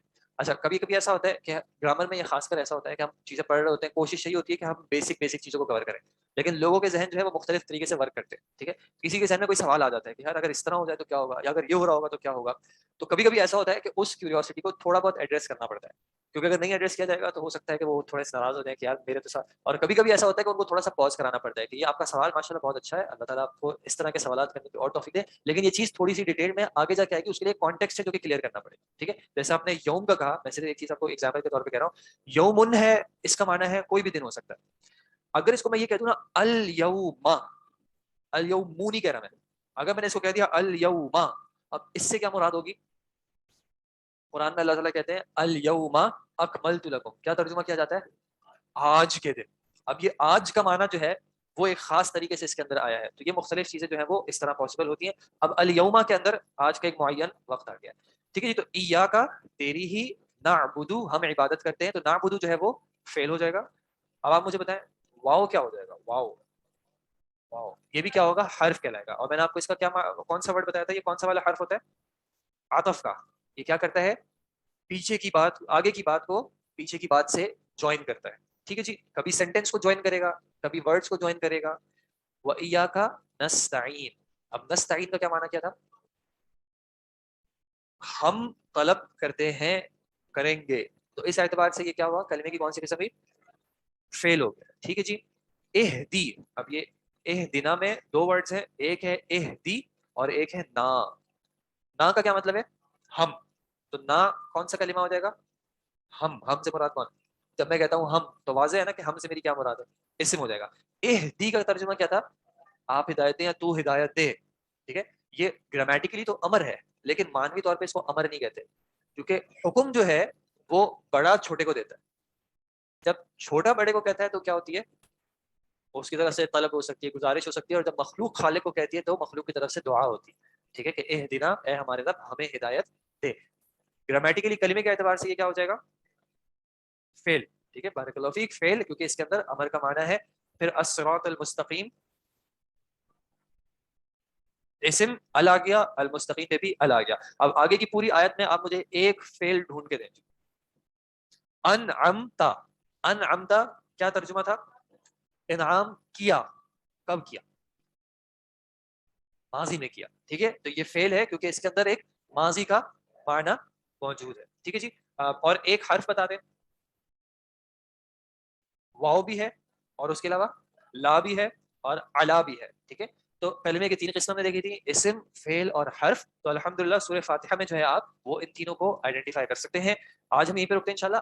نیکسٹ اس میں جو ہے انشاءاللہ تھرسڈے کو آپ نے تھوڑا سا یہ سوچنا ہے, سورۃ الفاتحہ کی ایک ایک آیت کو لیجیے گا اور اس کے اعتبار سے سوچیے گا کہ اس آیت کے حوالے سے مجھے اپنی زندگی میں کیا عملی چیزیں ہیں جو کہ پریکٹس میں, عمل میں لانی چاہیے. اگر میں بسم اللہ الرحمن الرحیم کو دیکھتا ہوں یا پڑھتا ہوں, تو بسم اللہ الرحمن الرحیم کے اعتبار سے کیا طریقہ ہو سکتا ہے کہ میں اپنی زندگی میں اس کو اپلائی کروں.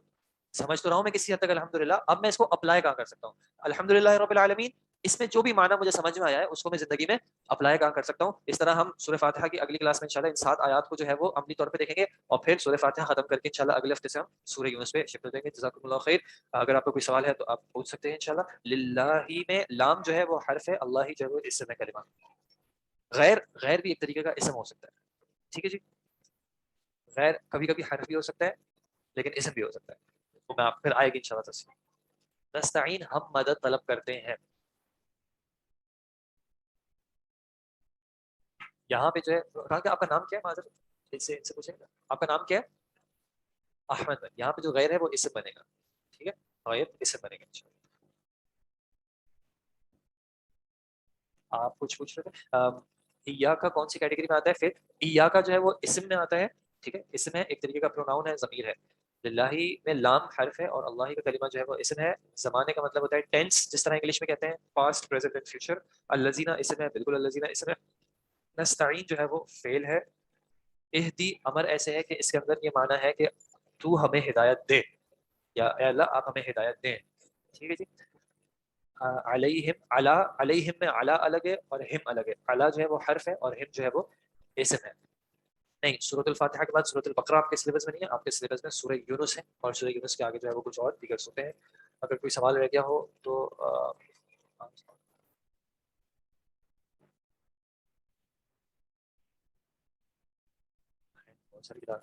بہت ساری کتابیں اردو میں بھی انشاءاللہ آہستہ آہستہ آ جائیں گے، آہستہ آہستہ آ جائیں گے. حرف جر اور حرف نصب جی ڈسکس کریں گے انشاءاللہ، وقت کے ساتھ ڈسکس کریں گے، آج تو نہیں کر سکتے انشاءاللہ. حرف جر حرف نصب یہ تمام چیزیں جو ہیں آہستہ آہستہ کر کے آئیں گے انشاءاللہ. اہدی کیسے فعل ہے امر ہے، کیونکہ اس کے اندر یہ اصل میں ایک تو پیٹرن بھی جو ہے عربی کے اعتبار سے وہ فعل کا ہے، دوسرا اس کے اندر معنی جو ہے وہ ایک دعا ہے، ایک ریکویسٹ ہے کہ آپ ہمیں ہدایت دیں، صرف ہدایت نہیں ہے. الہدایت وہ اسم ہوتا ہے، اہدی میں فعل. ٹھیک ہے جناب، جزاکم اللہ خیر. سبحانک اللہم و بحمدک، اشہد ان لا الہ الا انت، استغفرک و اتوب الیک. السلام علیکم و رحمۃ اللہ.